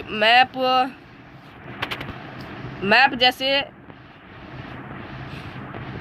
इंडिया का मैप, ये कोस्टल प्लेन में आ गया, मैप नहीं है, मैप देखिए, मैप यहाँ पर है, देखिए यहाँ पर देखिए, ये जैसे इंडिया का मैप है, ठीक है। अब क्या होता है, यहाँ पर ये जो ऊपर का भाग है, यहाँ पर सारे माउंटेन्स है पूरे, यहाँ से लेकर यहाँ तक, यहाँ पर तक। इंदस रिवर कहाँ से आती है, इंदस रिवर यहाँ से लेकर इस यहाँ पर जम्मू कश्मीर से आते हुए यहाँ से आकर यहाँ पर आती है। गंगा रिवर यहाँ से अपने ट्रिब्यूटरीज, ये भी अपने ट्रिब्यूटरीज के साथ, और ब्रह्मपुत्र कुछ इधर से आती है। तो अब देखिए क्या होता है, बात करें इसकी जो हिमालयन माउंटेन्स है और जो नॉर्दर्न प्लेन्स है, तो दोनों की लंबाई बिल्कुल सेम ही है, वो है कितना 2400 किलोमीटर। तो ये आपको समझ में आ गया, क्योंकि दोनों एक दूसरे के लगभग कह सकते हैं कि हम पैरेलल एकदम बिल्कुल नहीं कहेंगे, लेकिन हाँ थोड़ा बहुत जरूर कह सकते हैं। तो देखिए क्या है, 2400 किलोमीटर जो ये लंबी है, और चौड़ाई की बात करें तो वो कहीं पर 240 किलोमीटर है, कहीं पर 240 किलोमीटर है, तो कहीं पर 320 किलोमीटर है। जैसे हिमालयन माउंटेन्स भी हिमाचल प्रदेश में ज़्यादा चौड़े थे और अरुणाचल प्रदेश में थोड़े पतले थे, तो वही बात यहाँ पर भी है। डेंसली पॉपुलेटेड मतलब कि यहाँ पर जनसंख्या, बहुत ही ज़्यादा जनसंख्या में लोग रहते हैं। यहाँ पर जो ये इलाका है नॉर्दर्न प्लेन का ये इलाका में बहुत ही ज़्यादा लोग रहते हैं। Rich soil, supply of water, agriculturally A productive part of India. अब देखिए एक तरह से हम कह सकते हैं कि जो भारत का जो नॉर्दर्न पार्ट है, नॉर्दर्न प्लेन है, वहाँ पर सबसे उपजाऊ ज़मीन पाई जाती है, ये आप कह सकते हैं। क्योंकि यहाँ पर जो रिवर्स होती हैं वो माउंटेन से और भी बहुत जगह से मिट्टियों को लाकर यहाँ पर लाती हैं, जिसकी वजह से यहाँ का सॉइल जो है वो बहुत ही फर्टाइल हो जाता है, बहुत ही कह सकते हैं कि उपजाऊ हो जाता है। तो यहाँ की जो मिट्टी होती है वो बहुत ही रिच होती है। सप्लाई ऑफ वाटर, जिसकी क्योंकि यहाँ पर हमेशा इनको पानी का कमी पड़ता ही नहीं है, पानी का सप्लाई होते रहता है, क्योंकि यहाँ पर बहुत सारी रिवर है, तो पानी का तो सप्लाई कम पड़ ही नहीं सकता है।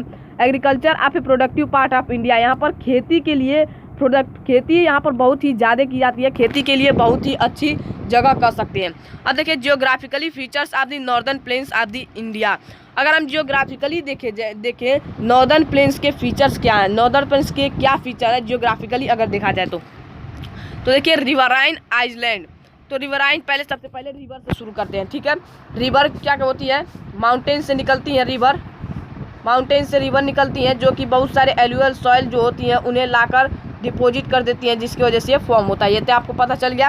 तो देखिए जब रिवर डिपॉजिट सेडिमेंट, जब वो जो मतलब मिट्टी लाती हैं वो जब डिपॉजिट करती हैं, तो जिसकी वजह से लैंड बिटवीन द रिवर्स, जिसकी वजह से रिवर्स के बीच में लैंड बन जाते हैं। देखिए क्या होता है, मान लीजिए पानी का धारा आ रहा है, ठीक है, ये पानी का धारा है, ठीक है, इसके बीच में छोटे छोटे मिट्टी के कंकड़ के पत्थर हैं, जो कि कहाँ से आ रही हैं, रिवर से, हिमालयन माउंटेन से, एलुअल सॉइल से बहाते हुए आ रही हैं, जिसकी वजह से क्या होता है कहीं पर जाकर ये जो पत्थर मतलब मिट्टी है ये कहीं पर जाकर एक बड़ा सा रूप ले लेते हैं, एक जगह इकट्ठा हो जाते हैं, जिसकी वजह से क्या होता है कि जो रिवर्स होती हैं वो अलग अलग हो जाती हैं। रिवर्स को अब किनारे से जाना पड़ता है, तो क्या होता है एक तरह से कह सकते हैं कि आइसलैंड का हो जाता है, लेकिन आइसलैंड जो होता है वो बहुत ही बड़ा होता है। आइसलैंड की अगर बात करेंगे तो वो किस में होता है, सी, जैसे सी है, समुद्र है, तो समुद्र में आइसलैंड फॉर्म होते हैं। पर अगर कह सकते हैं कि अगर रिवर के अंदर कुछ उस तरह का हो जाता है, तो उसे हम क्या कहते हैं, उसे हम कहते हैं रिवराइन आइसलैंड। देखिए रिवराइन आइसलैंड किसे कहते हैं, जब समुद्र के बीच में कहीं लैंड रहता है, चारों तरफ से पानी रहते हैं, थोड़ा बड़ा सा लैंड रहता है, तो उसे हम आइसलैंड कहते हैं। पर अगर जैसे नदी है, नदी कितनी बड़ी होगी, जहाँ समुद्र के बराबर तो होगी नहीं, तो नदी के बीच में अगर कोई आइसलैंड जैसा मिट्टी आ जाता है, जैसे मान लीजिए नदी जा रही है, इसके बीच में अगर आपको लैंड दिख जाती है, इसे हम क्या कहते हैं, रिवराइन आइसलैंड। तो आपको ये कन्फ्यूजन दूर हो गया। तो क्या होता है जब रिवर जो होते हैं वो जब अपने सेडिमेंट्स को अपने मतलब कि जो रिवर्स बहते आती हैं तो जो रॉक्स वगैरह जो मिट्टी उट्टी रहती हैं उसे लाकर एक जगह डिपॉजिट जब हो जाता है, जिसकी वजह से क्या होता है रिवर्स के बीच में लैंड्स बन जाती हैं, velocity of the river decreases, जिसकी वजह से क्या होता है देखिए एक चीज़ देखिए, मान लीजिए यहाँ पर जो पानी की धाराएं हैं वो बहुत ही तेज़ी से जा रही हैं, बहुत ही तेज़ी से जा रही हैं, क्योंकि यहाँ इन्हें कुछ रोकने वाला नहीं है। पर अगर यहीं पर एक मिट्टी का या फिर एक बहुत बड़ा पेड़ रख दें तो क्या होगा, इनकी जो पानी है वो उनका स्पीड स्लो हो जाएगा कि नहीं हो जाएगा। वैसे अगर मान लीजिए वैसे ना समझिए, जैसे आप बहुत ही तेज़ से दौड़ते जा रहे हैं, ठीक है, अगर आगे से आंधी आने लगी तो क्या होगा, आपको थोड़ा स्पीड आपका कम हो जाएगा, या फिर आपको अगर कोई पकड़ लेता है या फिर कहते थोड़ा कोई रोकता है। मान लीजिए जैसे मोटरसाइकिल आप चलाते जाते हैं, अगर रास्ते में ब्रेकर आता है तो क्या करते हैं आप थोड़ा सा स्लो कर लेते हैं मोटरसाइकिल को। तो सेम उसी तरह समझिए कि जब पानी की धाराएं जो है नदी की धाराएं जो है वो बहुत ही स्पीड से आती हैं, जिसकी वजह से अगर उनके बीच में मिट्टी लैंड पड़ जाता है, जिसकी वजह से उनका स्पीड जो है थोड़ा कम हो जाता है, और इसके वजह से क्या होता है रिवराइन आइलैंड फॉर्म होता है। तो रिवराइन आइलैंड क्या होता है मैंने आपको बता दिया। जैसे देखिए आइसलैंड क्या होता है, जब समुद्र के बीच में मान लीजिए ये आइसलैंड है और इधर क्या है समुद्र, ये क्या है सी है, ठीक है। सी मतलब समुद्र जो होते हैं बड़ी बड़े होते हैं, और जिसकी वजह से उनके बीच में जो आइलैंड बनती है वो भी बहुत ही बड़े बड़े होते हैं। तो देखिए इसे हम आइसलैंड कहेंगे क्योंकि ये समुद्र के बीच में लैंड है। पर यहीं पर अगर क्या हो के ये जो सी है यहाँ पर सी न रहे, यहाँ पर रिवर रहे, तो यहाँ पर जो इसे लैंड होगा इसे हम क्या कहेंगे रिवराइन आइसलैंड कहेंगे। तो यहाँ पर आपको कन्फ्यूजन दूर होना चाहिए आइसलैंड में और रिवराइन आइसलैंड में। फिर अगर बात करें, आपको एक मार्क्स में 1 मार्क्स में क्वेश्चन आ सकता है MCQ में, आपको याद कर लेना है मंजूली रिवराइन आइसलैंड। मंजूली रिवराइन आइसलैंड जो कि ब्रह्मपुत्र रिवर में है, जो बहुत ही सबसे लार्जेस्ट दुनिया का लार्जेस्ट रिवराइन आइसलैंड है इन द वर्ल्ड। देखिए Majuli in the Brahmaputra river is the largest inhabited riverine island in the world. जैसा कि आपको पता होगा कि जो क्या कहते हैं जो ब्रह्मपुत्र रिवर है एक नदी है, तो उसके बीच में एक रिवराइन आइसलैंड है, मतलब कि एक लैंड है जो कि दुनिया का सबसे बड़ा रिवराइन आइसलैंड भी है। उसका क्या नाम है मंजूली। मंजूली आपको 1 मार्क्स में क्वेश्चन आ सकता है, तो आपको नाम याद कर लेना है। अब यहाँ पर बहुत लोगों को कन्फ्यूजन होता है कि ट्रिब्यूटरीज और डिस्ट्रीब्यूटरीज में। ट्रिब्यूटरीज मतलब देखिए पहले डिस्ट्रीब्यूटरीज की बात करते हैं। देखिए the rivers in their lower course split into the numerous channel due to the disposition of silt, this channels are known as distributaries. तो क्या कर रहा है वह रिवर जिनके लोअर कोर्स जो होते हैं split in the numerous channel due to the deposition of the silt, this channel are known as distributaries. तो क्या कर रहा है जो रिवर्स होते हैं वो उनके सिल्ट के डिपोजिशन की वजह से जब बहुत सारे चैनल्स में कन्वर्ट हो जाते हैं तो उन्हें हम डिस्ट्रीब्यूटरीज कहते हैं। अब चलिए बात करते हैं डोब्स की। डोब्स क्या होते हैं, यहाँ पर देखिए 3 मेजर पॉइंट है। देखिए geographically feature are the northern plains, मतलब कि जो नॉर्दर्न प्लेन्स हैं वो किसके वजह से मतलब कि फॉर्म हुए हैं। तो एक जो था हमारा रिवराइन आइसलैंड, जो कि मैंने आपका डाउट कन्फ्यूजन दूर कर दिया। रिवराइन आइसलैंड पर खेती बहुत ही अच्छी होती है, क्योंकि देखिए रिवराइन आइसलैंड किसके बने होते हैं, रिवराइन आइसलैंड बने होते हैं एलुअल सॉइल के, माउंटेन सॉइल के, सेडिमेंट रॉक्स के, क्योंकि जो पानी होती है वो बहवा कर लाती हैं और एक जगह पर इकट्ठा कर देती हैं, जिसकी वजह से यहाँ पर अगर खेती की जाए रिवराइन आइसलैंड तो बहुत ही अच्छी होती है। एक बात हो गई। और दूसरा हमारा डिस्ट्रीब्यूटरीज कारण है नॉर्दर्न प्लेन्स के फॉर्म होने का। तो डिस्ट्रीब्यूटरीज जब रिवर्स जाती हैं तो उसकी जो ये बहुत ही अलग अलग मतलब कि कह सकते हैं अलग अलग रास्ते में फैली होती हैं, उसे हम डिस्ट्रीब्यूटरीज कहते हैं। तो उन्हें जब हम इनके वजह से भी नॉर्दर्न प्लेन्स फॉर्म होता है, क्योंकि ये पानियाँ जो होती हैं ये बहुत ही अपने साथ एक तो एलुअल सॉइल बहवा कर लाई होती हैं, और एक तो इनसे सिंचाई भी हो जाती है बहुत ही अच्छे तरह से, जिससे नॉर्दर्न प्लेन्स एक फर्टाइल भी कहा जाता है। अब बात करते हैं डोब्स, DOABS। तो तीसरा देखिए इसका मतलब इस वर्ड में ही छपा है। तो देखिए यहाँ पर हिंदी से रिलेट कीजिए। DO के क्या पढ़ते हैं आप, दो यानी कि 2, और ABS एब्स, इसे क्या पढ़ना है आपको रिवर्स, यानी कि 2 रिवर्स। देखिए 2 reverse, land between the 2 reverse. Dobbs किसे कहते हैं, वो लैंड जो 2 रिवर्स, जैसे मान लीजिए यहाँ पर एक नदी जा रही है और यहाँ से एक नदी जा रही है, तो इसके बीच में जो लैंड है इसे हम क्या कहेंगे डोब्स कहेंगे। अब देखिए division of the northern planes.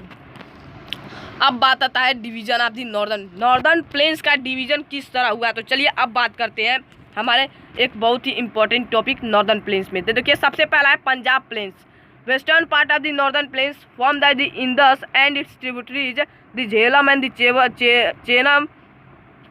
Chenab, the Ravi, the Beas, then Sutlej. Maximum part of this plains in the Pakistan, this section dominated by the doabs, जिसे हम कहते हैं Punjab 5 rivers land between the 5। अब देखिए क्या कह रहा है, जो पंजाब प्लेन्स है, पंजाब प्लेन्स जो है वो नॉर्थ प्लेन्स के एकदम वेस्ट में है, एकदम नॉर्थ प्लेन जो है उसके एकदम वेस्ट में है, जो कि फॉर्म होता है इंडस रिवर और उसके ट्रिब्यूटरीज से। ट्रिब्यूटरीज बहुत ही उसके सारी हैं। आपको अगले चैप्टर में ड्रेनेज वाले सिस्टम चैप्टर में पूरा आपको नदी के बारे में पढ़ना है, जिसमें आपको सब कुछ बताया जाएगा कि Indus river system, Ganga river system, Brahmaputra river system, जिसमें इनकी आपको ट्रिब्यूटरीज से भी आपको अवेयर करवाया जाएगा। तो आपको अभी इतना याद कर लीजिए कि जो इंडस रिवर सिस्टम है, इंडस, उसकी बहुत सारी ट्रिब्यूटरीज हैं, the Jhelum, the Chenab, the Ravi, the Beas and the Sutlej, ये सारे इसकी ट्रिब्यूटरीज हैं।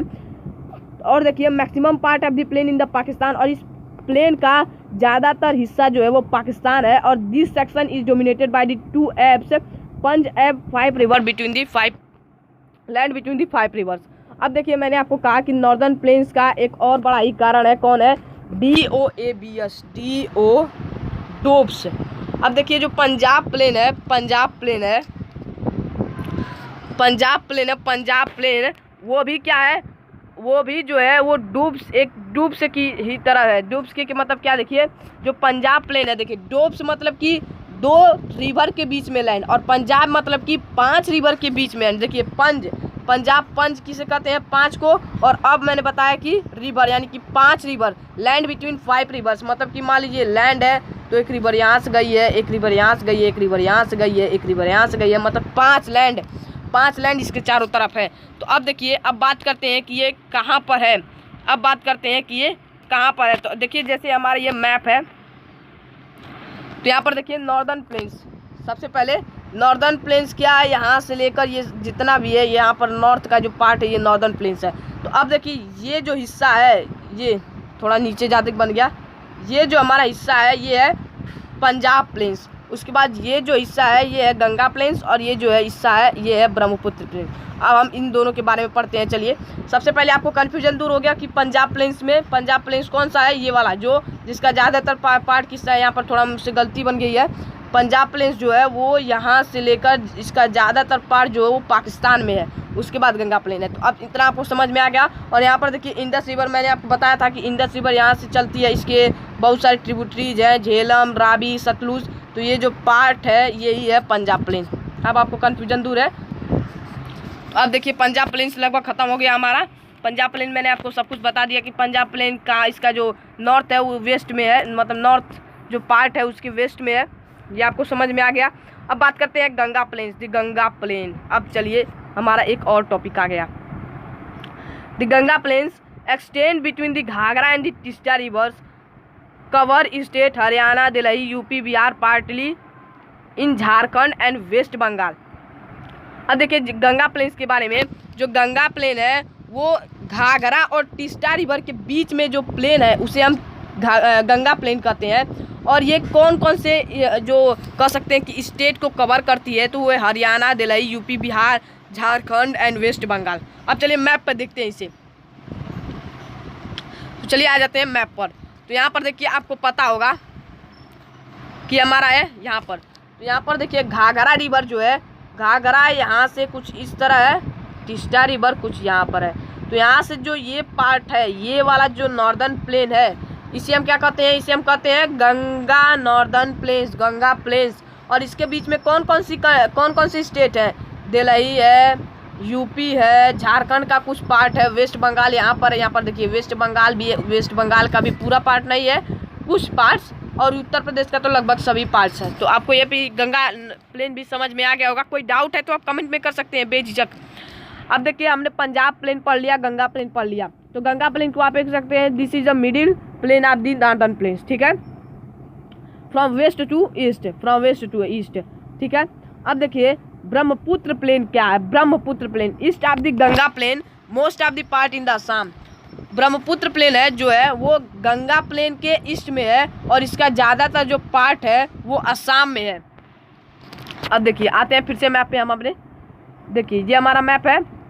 तो गंगा प्लेन कहाँ पर है, गंगा प्लेन है, गंगा प्लेन कहाँ पर है, यहाँ पर गंगा प्लेन है, ये गंगा प्लेन हमारा है।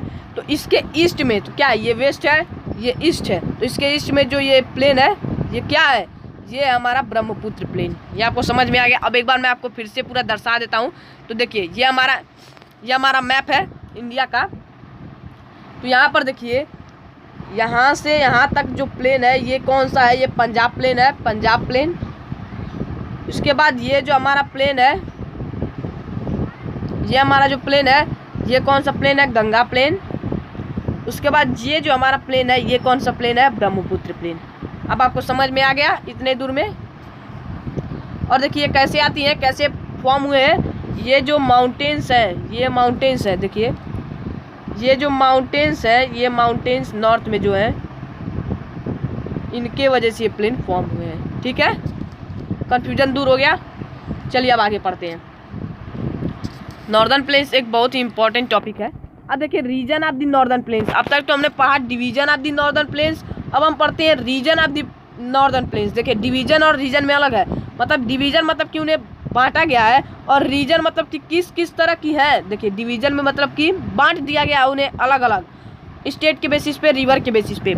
और जो रीजन की बात करें तो मतलब कि रीजन किस किस तरह की है, मतलब किस क्वालिटी की है, किस तरह की है। तो अब वो बात करते हैं। तो सबसे पहला है हमारा, सबसे पहला रीजन है वो है हमारा भाबर। देखिए भाबर है, भाबर है। तो जो भाबर रिवर है, देखिए मैं आपको यहाँ पर, हमारा ये मैप है, ठीक है, ये हमारा इंडिया का मैप है। अब मैं आपको बता देता हूँ। यहाँ पर देखिए भाबर जो है, देखिए क्या बात है कि अगर हम डिवीज़न आप करेंगे तो डिवीज़न अगर पूछता है कि नॉर्दर्न प्लेन्स का डिवीज़न बताओ तो वो क्या होगा, वेस्ट। ये वेस्ट टू ईस्ट आपको कर जाना है, वेस्ट टू ईस्ट जाना है, वेस्ट टू ईस्ट जाना है। पर अगर रीजन पूछता है तो आपको नॉर्थ टू साउथ याद रखना है, नॉर्थ टू साउथ बताना है। तो देखिए सबसे ऊपर जो यहाँ पर रहता है, यहाँ पर एकदम बिल्कुल शिवालिक्स, जो शिवालिक्स है सबसे नीचे, शिवालिक्स मैंने आपको बताया था, जो शिवालिक्स के नीचे पतली सी बेल्ट की तरह गई रहती है वो है हमारा भाबर नॉर्दर्न प्लेन्स। ठीक है, और उसके नीचे जो गया रहेगा वो है हमारा कौन सा, देखिए ये हमारा ये भाबर क्या कर सकते हैं, भाबर नॉर्दर्न प्लेन्स। उसके हल्का सा तुरंत नीचे जो उसके बाद जो बेल्ट गई रहती है उसे हम कहते हैं तिराई। देखिए उसे हम कहते हैं तिराई नॉर्दर्न प्लेन्स। तो यहाँ पर देखिए, जैसे मैं आपको यहाँ पर शेड कर देता हूँ। जैसे ये हमारा सबसे ऊपर वाला कौन सा प्लेन हो गया, सबसे ऊपर वाला प्लेन हमारा हो गया भाबर प्लेन। उसके नीचे हमारा हो गया तिराई प्लेन्स, और इसके नीचे हो जाएगा हमारा कौन सा, इसके नीचे हो जाएगा हमारा भंगार प्लेन्स, और उसके नीचे होगा खादर प्लेन। ठीक है, देखिए 3 प्लेन है। ये कौन सा हमारा है, भाबर, BHABAR। ये है कौन सा, तिराई आपको स्पेलिंग याद रखनी है, तिराई। उसके बाद इसके नीचे है भंगार और ये है खादर। ठीक है, अब आपको समझ में आ गया होगा। चलिए ऊपर चलते हैं, फिर से पढ़ते हैं। तो यहाँ पर देखिए मैंने दो यहाँ पर नहीं लिखा हूँ, पर आपको लिख लेना है। देखिए 2 के बारे में मैंने भंगार और खादर का नाम यहाँ पर तो डाल दिया है, पर असल में 4 हैं। और ये भंगार और खादर है, ये मतलब कह सकते हैं भंगार जो है तीसरे नंबर पे आता है नॉर्थ टू साउथ। अगर नॉर्थ में बात करें तो सबसे ऊपर आएगा भाबर। सबसे पहले देखिए पहला नंबर पे आता है भाबर, BHABAR भाबर। दूसरे नंबर पे आता है तिराई, याद रखना आपको, TERAI।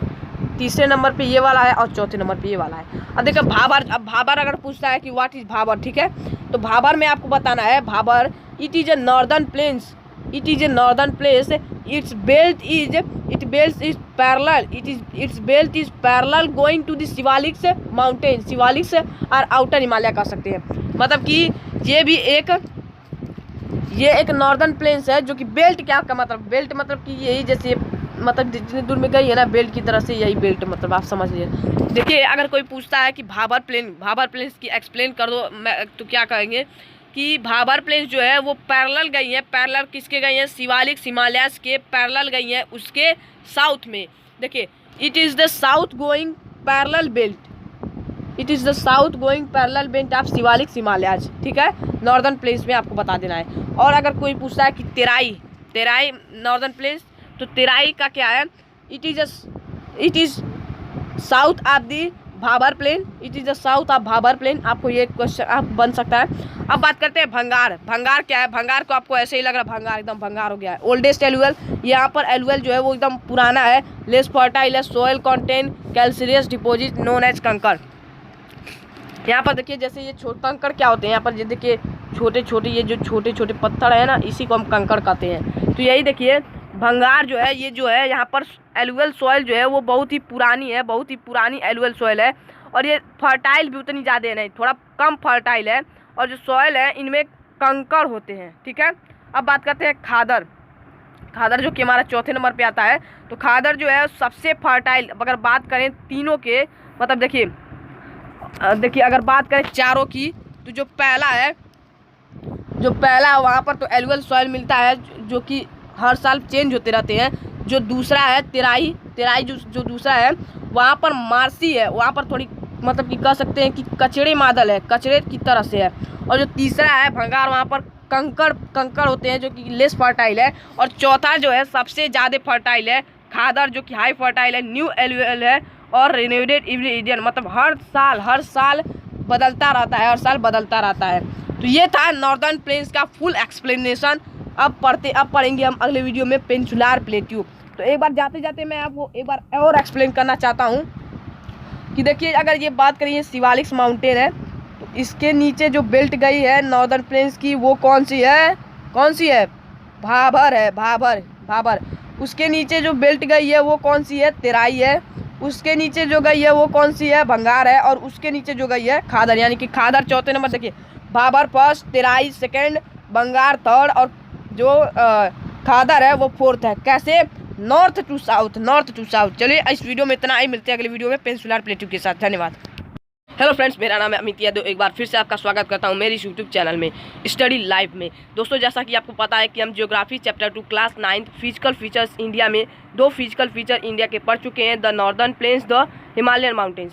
अब पढ़ेंगे हम द पेनिनसुलर प्लेट्यू के बारे में जानेंगे। तो जैसा कि आपको पता ही होगा, अगर आप उन वीडियो को देखे होंगे कि उनमें हम उनके फॉर्मेशन से स्टार्ट किए थे कि कैसे वो फॉर्म हुए थे। तो इसमें भी हम पहले जानेंगे कि पेनिनसुलर प्लेट्यू आखिर कैसे फॉर्म हुए।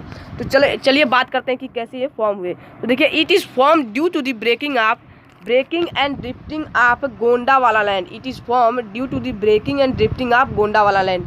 देखिए जो पेनिनसुलर प्लेट्यू है वो जो गोंडावाला लैंड है उसके टूटने की वजह से, खिसकने की वजह से कह सकते हैं कि पेनिनसुलर प्लेट्यू जो है वो फॉर्म होते हैं। अब बात आती है कि ये गोंडावाला लैंड क्या है। तो गोंडावाला लैंड जो था, जैसे मैंने बताया था कि आपको पहले जो पृथ्वी थी उसके जो पार्ट्स थे, जो उसके जितने भी देश हैं वो पूरे के पूरे एक ही कॉन्टिनेंट्स पे थे। तो गोंडावाला लैंड भी ऐसा ही था जिसमें कई सारे कॉन्टिनेंट्स थे।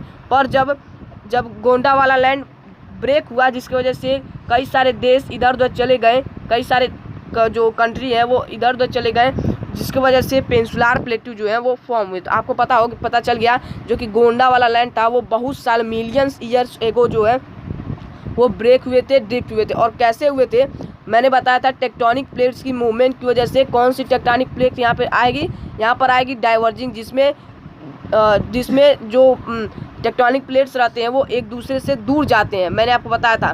तो यहाँ पर उसी की वजह से, जिसकी वजह से जितने भी कंट्री थे वो एक दूसरे से अलग हो गए, एक दूसरे से अलग दूर चले गए, और जिसकी वजह से जब ब्रेक होकर निकले थे, जिसकी वजह से पेनिनसुलर प्लेट्यू फॉर्म हुआ। अब देखिए अगर बात करें जो पेनिनसुलर प्लेट्यू ये क्या है, तो सबसे पहले देखिए peninsular plateau land covered with the water bye 3 side. देखिए पेनिनसुलर का मतलब समझिए, पेनिनसुलर, यहाँ पर पेनिनसुलर, देखिए पेनिनसुलर कह सकते हैं या पेनिनसुलर कह सकते हैं।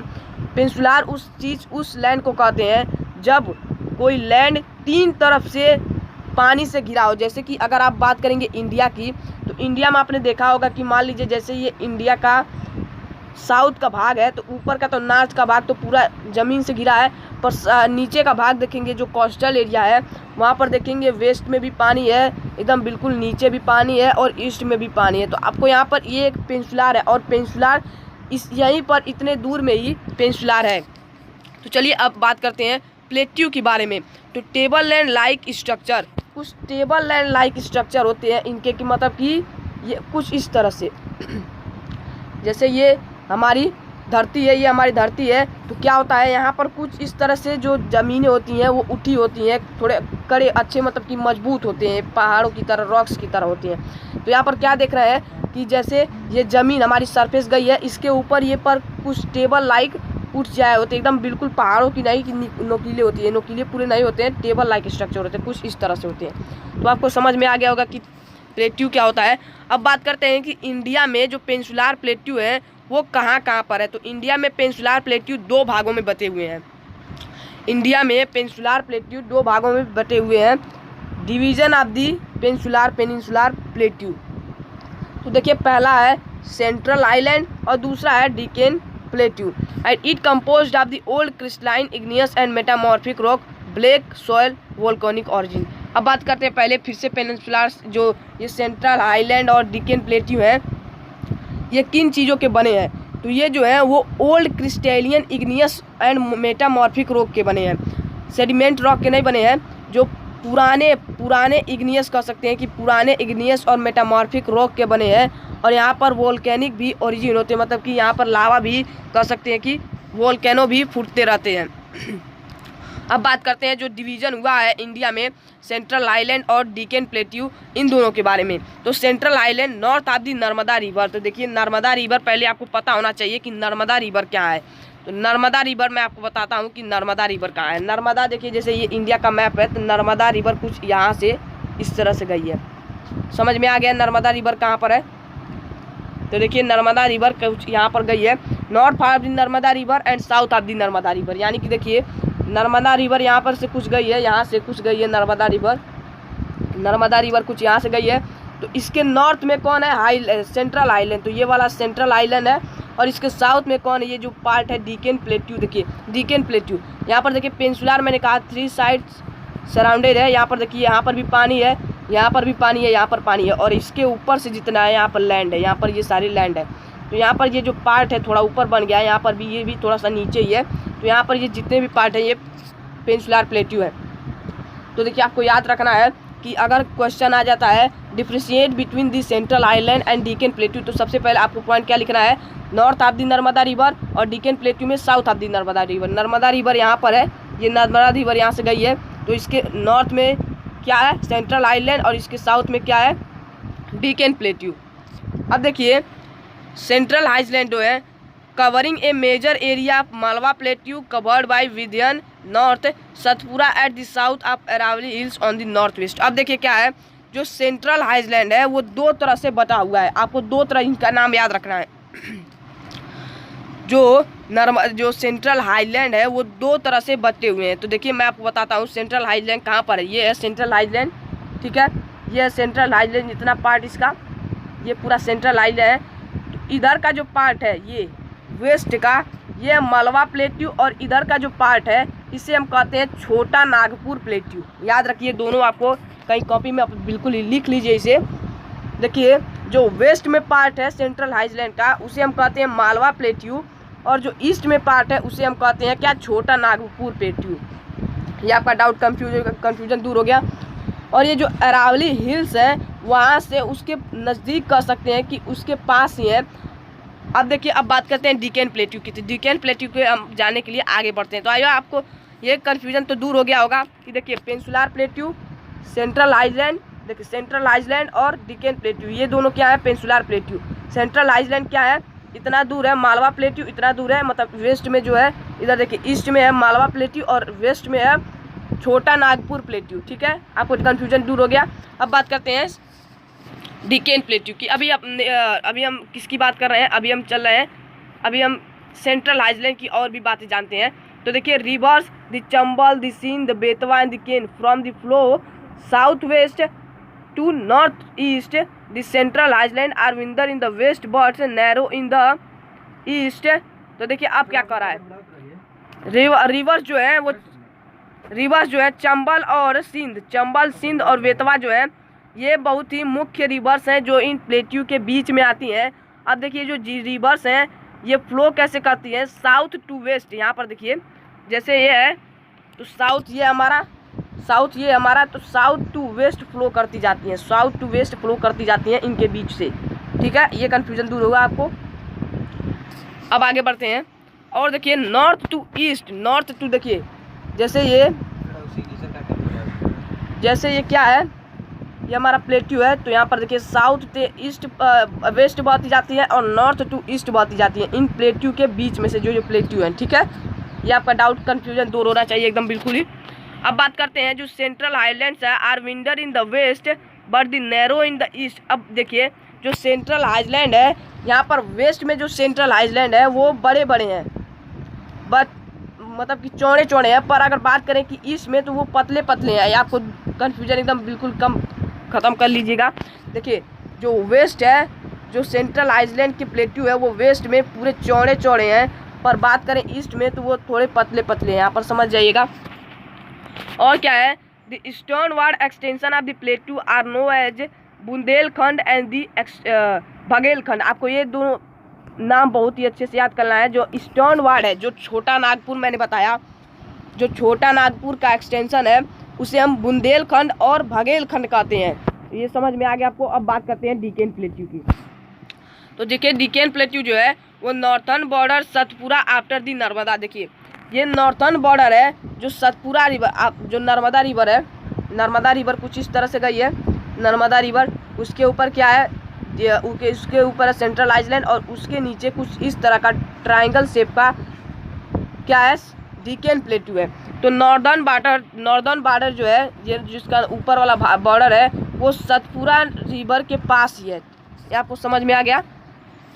हिल्स, इसके बीच में जो हिल्स आते हैं डिकेन प्लेट्यू के अंदर हिल्स, कई सारे हिल्स आते हैं।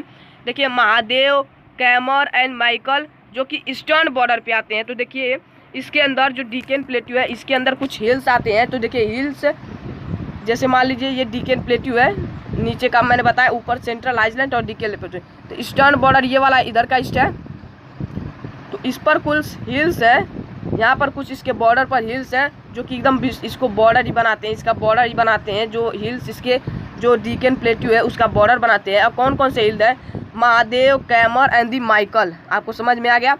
और देखिए higher in the west and slope gently in the east. अब देखिए क्या बात हो रहा है, जैसे कि सेंट्रल आइलैंड में चौड़े थे, सेंट्रल आइलैंड में वेस्ट में चौड़े थे और ईस्ट में पतले थे। ठीक है, ईस्ट में पतले थे, वैसे ही यहाँ पर क्या हो रहा है कि वेस्ट में बड़े बड़े हैं, बड़े डिकेन प्लेट्यू हैं और जो कि मतलब कि उनकी हाइट ज़्यादा है। और ईस्ट में बात करें तो स्लोप जैसा है, कुछ छोटे छोटे स्लोप जैसा है। जैसे ये स्लोप, जो बड़े ये प्लेट्यू हैं, जो ये प्लेट्यू हैं वो ईस्ट की तरफ स्लोप करते हुए गए हैं, ईस्ट की तरफ ऐसे स्लोप करते हुए गए हैं। ठीक है, समझ में आ गया आपको। और देखिए an extension of the plateau is also visible in the north west, north east. और इन जो प्लेट्यू की एक्सटेंशन है, मतलब कि ये जो प्लेट्यू है इनकी एक्सटेंशन, ये चोटियाँ बिल्कुल ही नॉर्थ ईस्ट से दिखाई देती हैं।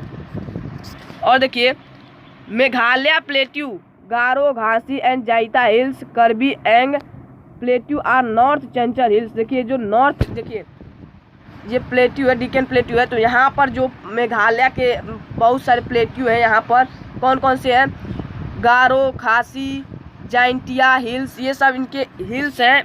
हिल्स मतलब कि कह सकते हैं डिकेन प्लेट्यू में है। अब देखिए जो है डिकेन, जैसे देखिए सेंट्रल आइलैंड दो पार्ट में बता था, कौन से, मालवा प्लेट्यू और छोटा नागपुर प्लेट्यू। अब जो डिकेन प्लेट्यू है वो दो घाट्स में, दो मतलब कह सकते दो डिवीजन हुआ है, जिनमें यहाँ पर इनकी वेस्टर्न घाट्स और ईस्टर्न घाट्स के लेवल पर हुआ है। देखिए कैसे वेस्टर्न और ईस्टर्न घाट्स हुए हैं डिकेन प्लेट्यू का बॉर्डर। ठीक है, नीचे का हिस्सा। तो यहाँ पर देखिए इधर का है वेस्टर्न घाट्स, वेस्ट की तरफ का है वेस्टर्न घाट्स और ईस्ट की तरफ का है ईस्टर्न घाट्स। समझ में आ गया आपको कि इनका किस तरह डिवीज़न हुआ है। यहाँ से लेके जो इधर के जितने भी प्लेट्यू हैं वो है ईस्टर्न घाट्स में, और इधर के जितने भी प्लेट्यू हैं वो किस में है, वेस्टर्न घाट में। समझ में आ गया। अब बात करते हैं इन दोनों के डिफ्रेंशिएट। इस पर क्वेश्चन एक बहुत ही इंपॉर्टेंट क्वेश्चन आता है, differentiate between the western Ghats and eastern Ghats. तो चलिए इनकी बात करते हैं। जो वेस्टर्न घाट्स हैं वो कॉन्टीन्यूअस हैं और ये डिसकॉन्टीन्यूअस हैं, मतलब कि वेस्टर्न घाट्स के जितने भी प्लेट्यू हैं वो कॉन्टीन्यूसली बने हुए हैं और ईस्टर्न घाट्स के कॉन्टीन्यूअस नहीं, कुछ दूर पर जाके इस तरह से, क्योंकि मैंने बताया वेस्टर्न घाट्स के जितने प्लेट्यू हैं उसको स्लोप करते हुए गए कुछ इस तरह से, और ईस्टर्न घाट्स के छोटे छोटे इधर थोड़े बड़े हाइट के नहीं हैं। ये समझ में आ गया। Higher than average elevation of 900 to 1060 देखिए 1600 मीटर। देखिए जो मैंने आपको बताया कि जो वेस्ट में प्लेट्यू हैं, डिकेन प्लेट्यू, वो ईस्ट के मुकाबले लंबे लंबे हैं, ऊंचे ऊंचे हैं। तो यहाँ पर देखिए अगर एवरेज की बात करें, एवरेज हाइट की, तो वेस्ट में है 900 से लेकर 1600 मीटर तक की, 1600 मीटर कह सकते हैं, 1600 मीटर ऊंचे हैं। और अगर बात करें कि ईस्टर्न घाट्स में एवरेज हाइट की डिकेन प्लेट्यू की, तो वो है एवरेज एलिवेशन 600 मीटर। तो यहाँ पर देखिए मैं वैसे ही पता चल जा रहा है कि वेस्टर्न घाट्स में जो है वो बहुत ही ऊंचे होंगे, क्योंकि यहाँ पर 900 से लेकर 1600 तक की ऊंचाई इनकी है। और यहाँ पर देखिए ये छोटे हुए हिस्ट्री में छोटे हैं, क्योंकि इनकी 600 एवरेज हाइट है। अब देखिए इनमें जो मुख्य कह सकते हैं कि जो कहाँ से कहाँ तक नदियाँ बहते जाती हैं, मतलब जिसके बीच में ये प्लेट्यू पड़ते हैं।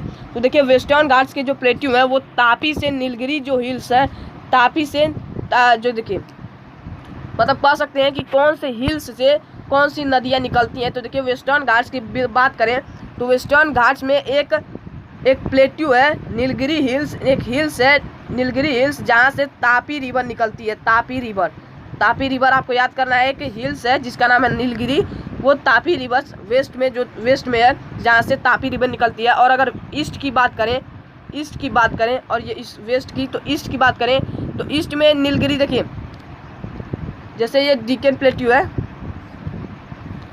यहाँ पर मान लीजिए ये बीच में कहीं नीलगिरी हिल्स है, तो इधर वेस्ट में यहाँ पर कौन सी रिवर निकलती है, तापी हिल्स, और ईस्ट में कौन सी निकलती है, यहाँ पर निकलती है महानदी रिवर।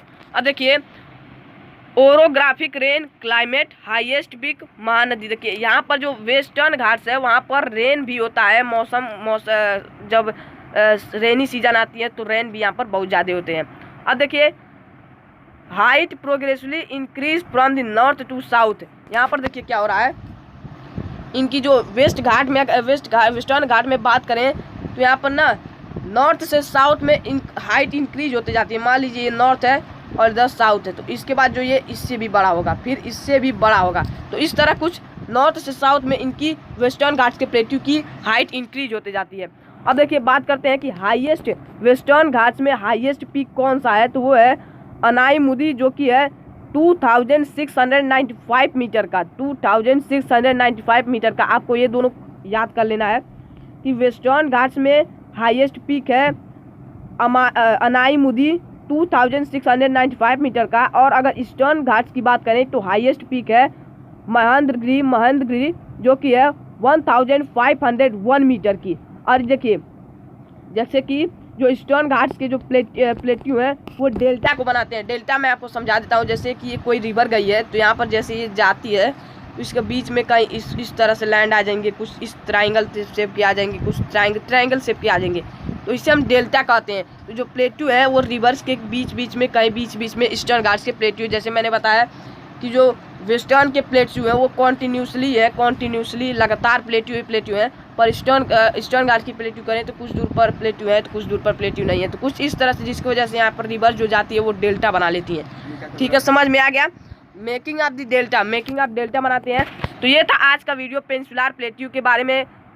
मुझे आशा है कि आपको पूरा समझ में आया होगा। अगर कोई डाउट है तो आप कमेंट में लिख सकते हैं। तो मैं एक बार फिर से आपको रिवाइज करवा देता हूँ कि डिकेन प्लेट्यू जो है वो गोंडावाला, जो डिकेन प्लेट्यू की बात नहीं कर रहा हूँ मैं, पूरे पेनिनसुलर प्लेट्यू गोंडावाला लैंड के टूटने से हुए हैं। और जो पेनिनसुलर प्लेट्यू दो भागों में बटे हैं, सेंट्रल आइलैंड और Deccan plateau. Central island Narmada river के नॉर्थ में है, डिकेन प्लेट्यू नर्मदा रिवर के साउथ में है।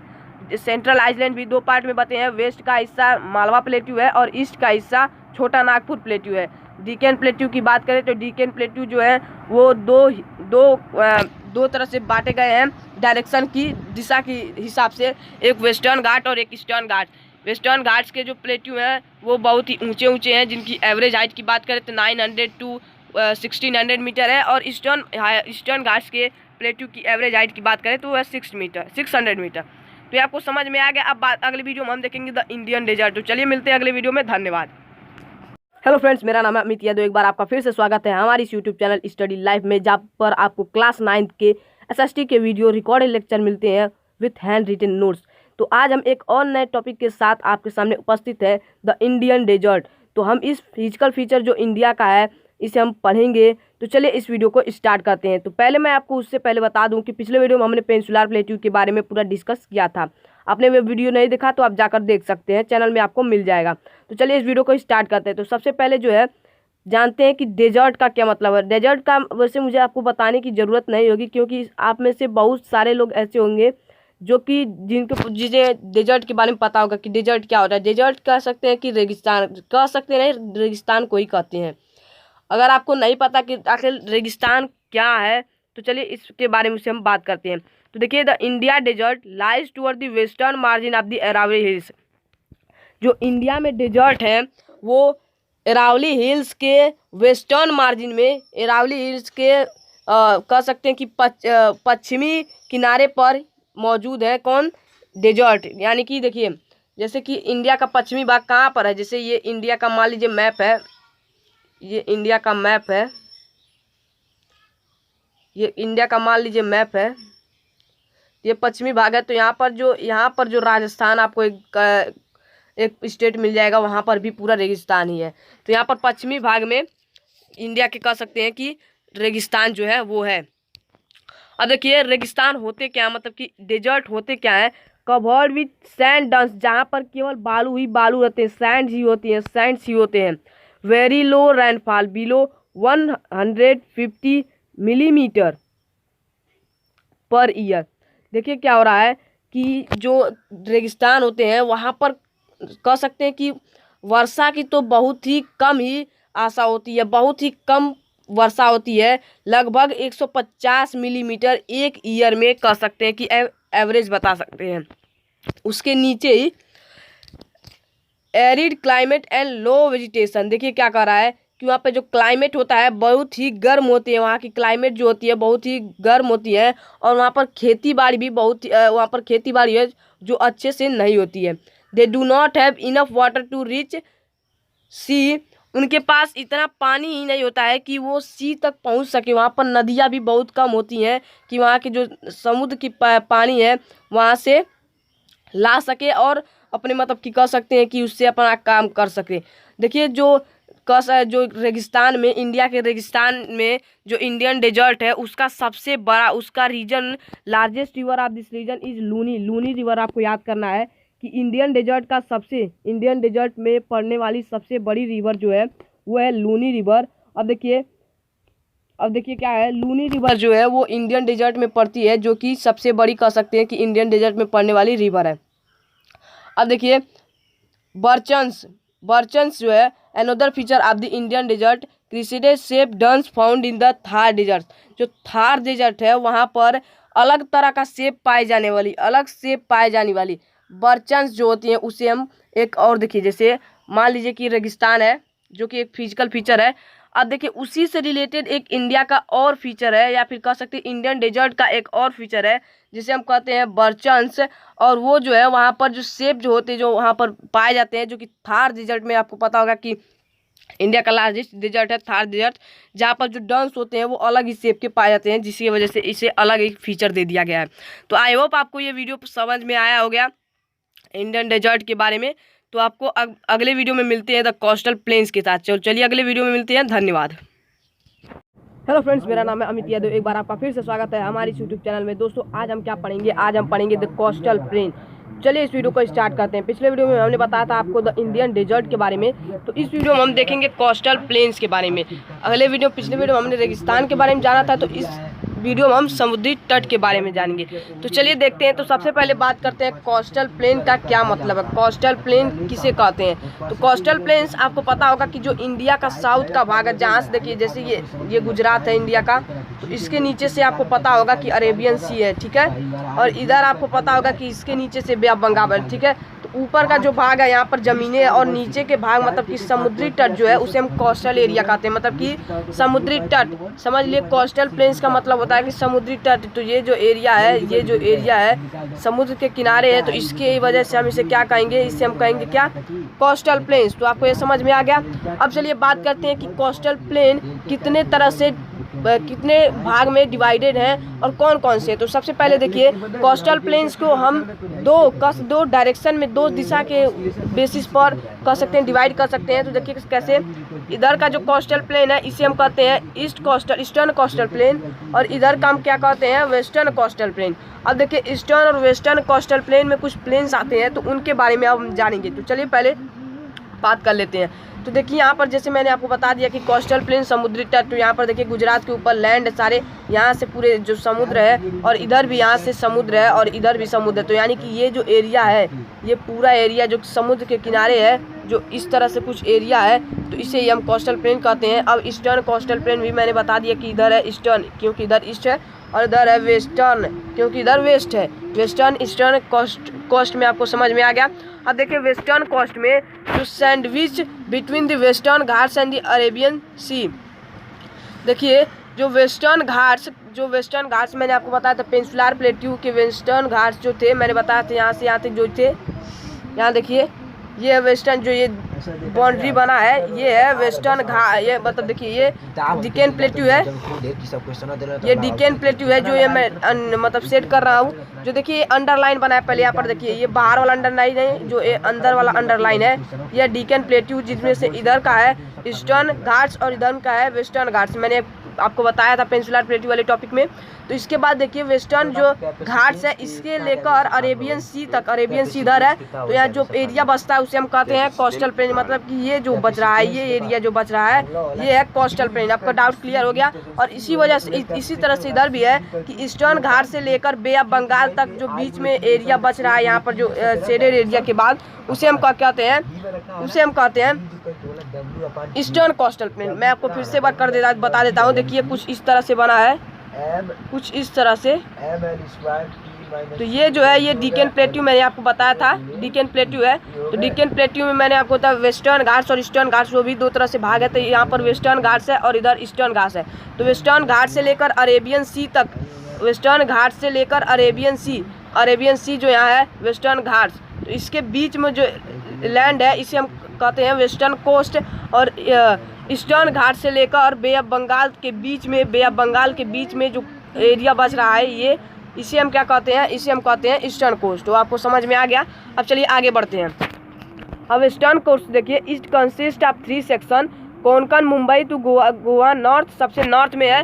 तो देखिए क्या हो रहा है, जो वेस्टर्न घाट्स है, वेस्टर्न घाट्स जो है इसे भी 3 तरह से डिवाइड किया गया है। यहाँ से यहाँ पर देखिए ये कुछ यहाँ से कोस्ट चालू हो रहा है। तो यहाँ पर देखिए जो वेस्टर्न कोस्ट है, ये वेस्टर्न कोस्ट जो है इसे भी 3 भागों में डिवाइड किया गया। तो सबसे नॉर्थ में यानी कि सबसे जो ऊपर में है, ये यहाँ से लेकर मुंबई से लेकर गोवा तक, मान लीजिए एक यहाँ पर गोवा है, यहाँ पर गोवा है, तो इसे हम क्या कहते हैं, इसे हम कहते हैं Konkan coast, Konkan coast, CONCAN, Konkan coast.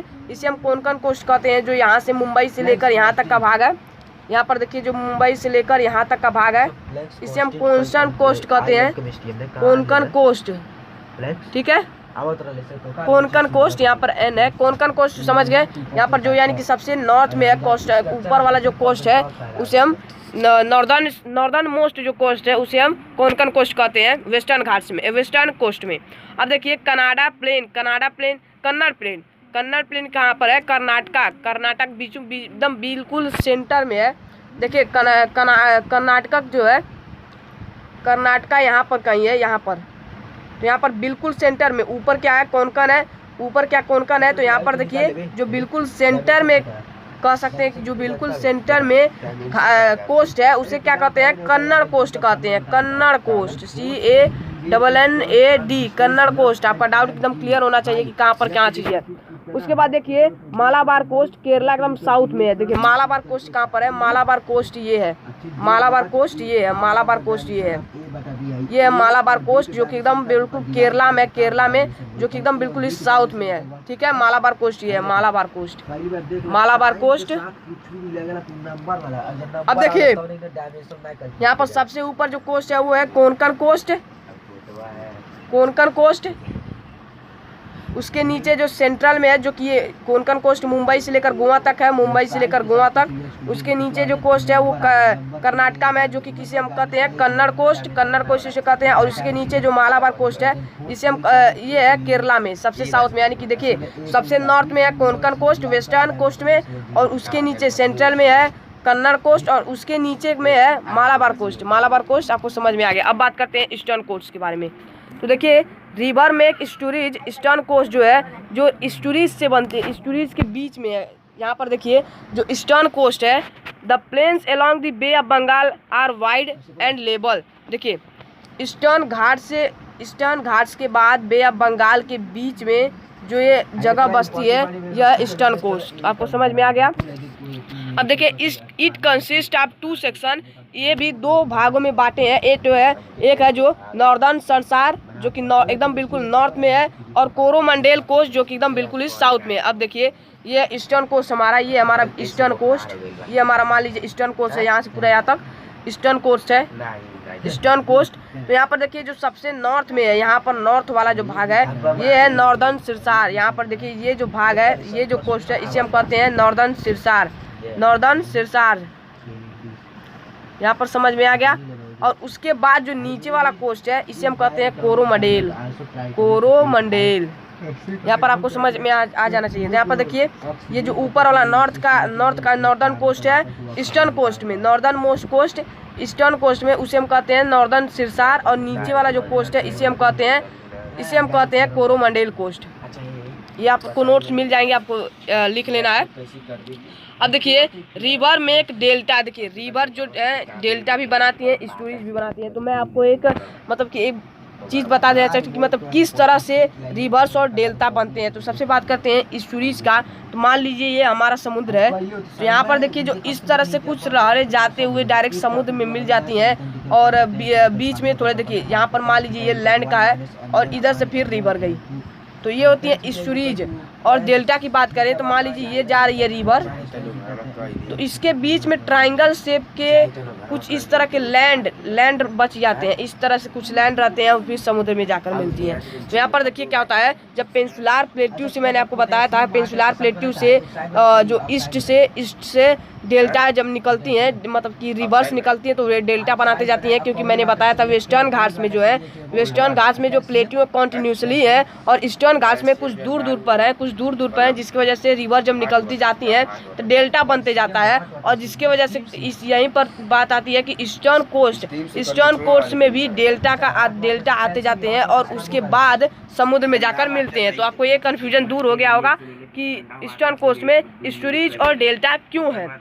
तो यही था आज का वीडियो, जिसमें हमने पढ़ा कोस्टल प्लेन्स के बारे में। तो एक बार और फिर से मैं आपको कन्फ्यूजन दूर कर देना चाहता हूँ इंडिया के मैप के साथ। तो यहाँ पर देखिए कोस्टल प्लेन होता है समुद्री तट। तो भारत में समुद्री तट कहाँ से है? भारत में समुद्री तट गुजरात के नीचे यहाँ पर जो पार्ट है। अब इसमें देखिए जो कोस्टल प्लेन्स है वो 2 तरह से डायरेक्शन के हिसाब से बांटी गई है, इधर का ईस्टर्न कोस्ट, इधर का वेस्टर्न कोस्ट। देखिए इधर का ईस्टर्न कोस्ट और इधर का वेस्टर्न कोस्ट। अब देखिए वेस्टर्न कोस्ट को भी 3 भागों में बांटा गया है। सबसे नॉर्दर्न वाला क्या है, सबसे नॉर्दर्न मोस्ट क्या है, कोंकण। उसके एकदम बीच वाला है क्या है, कन्नड़। और उसके बाद है एकदम नीचे वाला, एकदम साउथ वाला, तो वो है मालाबार। अब ईस्टर्न कोस्ट को भी 3 भागों में बांटा गया है। सबसे ऊपर नॉर्थ में है, 3 भागों में नहीं, ईस्टर्न कोस्ट को केवल 2 भागों में बांटा गया है।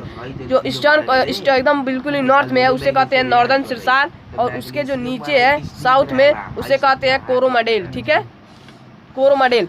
अब देखिए क्या मैंने बताया था कि यहाँ पर जो पेनिनसुलर प्लेट्यू है, यहाँ पर जो डिकेन प्लेट्यू से निकलती हैं, तो जो मैंने बताया था कि वेस्टर्न घाट्स में जो प्लेट्यू है वो कॉन्टिन्यूसली है, जिसकी वजह से रिवर निकलती हैं तो डेल्टा नहीं बन पाती हैं। पर ईस्टर्न कोस्ट में क्या था कि कुछ एक प्लेट्यू अगर यहाँ है तो दूसरा यहाँ है, जिसकी वजह से रिवर इसके बीच से निकलती है, जिससे कि एक डेल्टा का निर्माण हो जाता है, और वो डेल्टा जाकर समुद्र में मिलती है।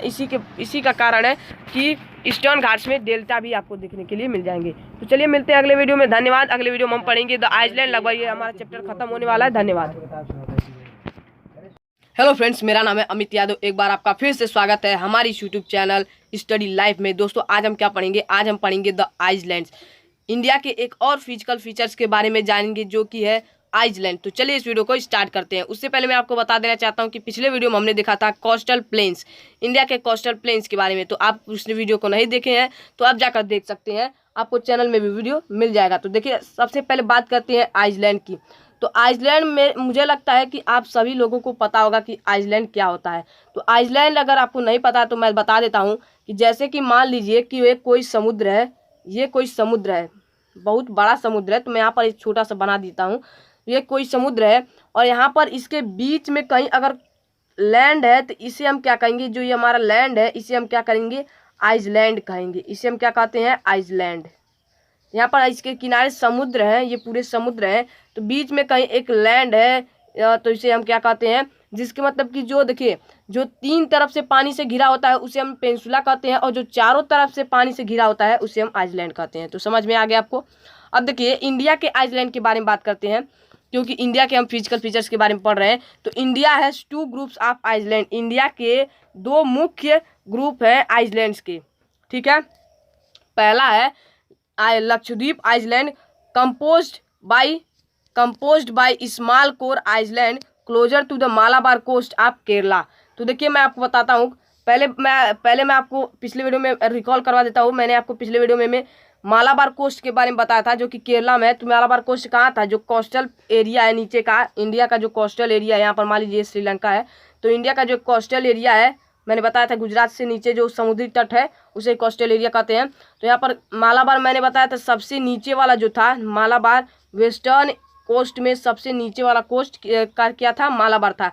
सबसे ऊपर वाला कोंकण था और बीच वाला कन्नड़ था। तो सबसे नीचे वाला जो कोस्ट है उसके नज़दीक ही है ये आइसलैंड, लक्षद्वीप आइसलैंड जो है उसके नज़दीक ही है, उसके पास ही है। अब समझ में आ गया कि आपको लक्षद्वीप आइसलैंड कहाँ पर है, ठीक है।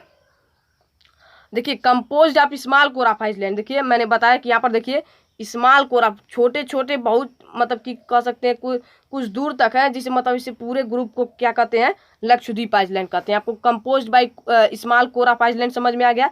छोटा छोटा जगह कर बहुत मतलब थोड़े ही दूरी के अंतर्गत बहुत जगह पर थोड़े जगह हैं, थोड़े लैंड्स हैं। आपको समझ में आ गया, ठीक है। अब बात करते हैं इसके अर्लियर नेम की। जो लक्षद्वीप है वो तो अभी जल्द ही पड़ा है, पर जो अर्लियर नेम था, इसका पुराना नाम था वो क्या था, लाकाडीव, मिनीसोय एंड अमीनडीव। आप देखिए ये MCQ में पूछा जा सकता है आपसे कि what was the earlier name of Lakshadweep islands of India. तो क्या आपको आंसर लिखना है, लाकाडीव, मिनीसोय, अमीनडीव। आप जो प्रोनाउंसिएशन कर सकते हैं करिए। तो देखिए लकादीव, मिनीसोय, अमीनडीव। आपको स्पेलिंग याद रखना है, LACADIVE, LACCADIVEM। देखिए यहाँ पर ये जो लकाडीव है ये कॉमा देकर मिनीसोय एंड अमीनडीव, मतलब ये तीनों कहते थे। वो कुछ लोग लकादीव कहते थे, कुछ लोग मिनीसोय कहते थे, कुछ लोग अमीनडीव कहते थे। तो ये आपको कन्फ्यूजन दूर हो गया। उसके बाद 1973 में इसका नाम बदलकर आइसलैंड, जो इस आइसलैंड का नाम बदलकर क्या लिख दिया गया, लक्षद्वीप रख दिया गया। कब रखा गया इसका, 1973 में। तो आपको क्वेश्चन पूछा जा सकता है कि when was the Laccadive island got its name Lakshadweep, ठीक है। ऐसे क्वेश्चन आ सकते हैं।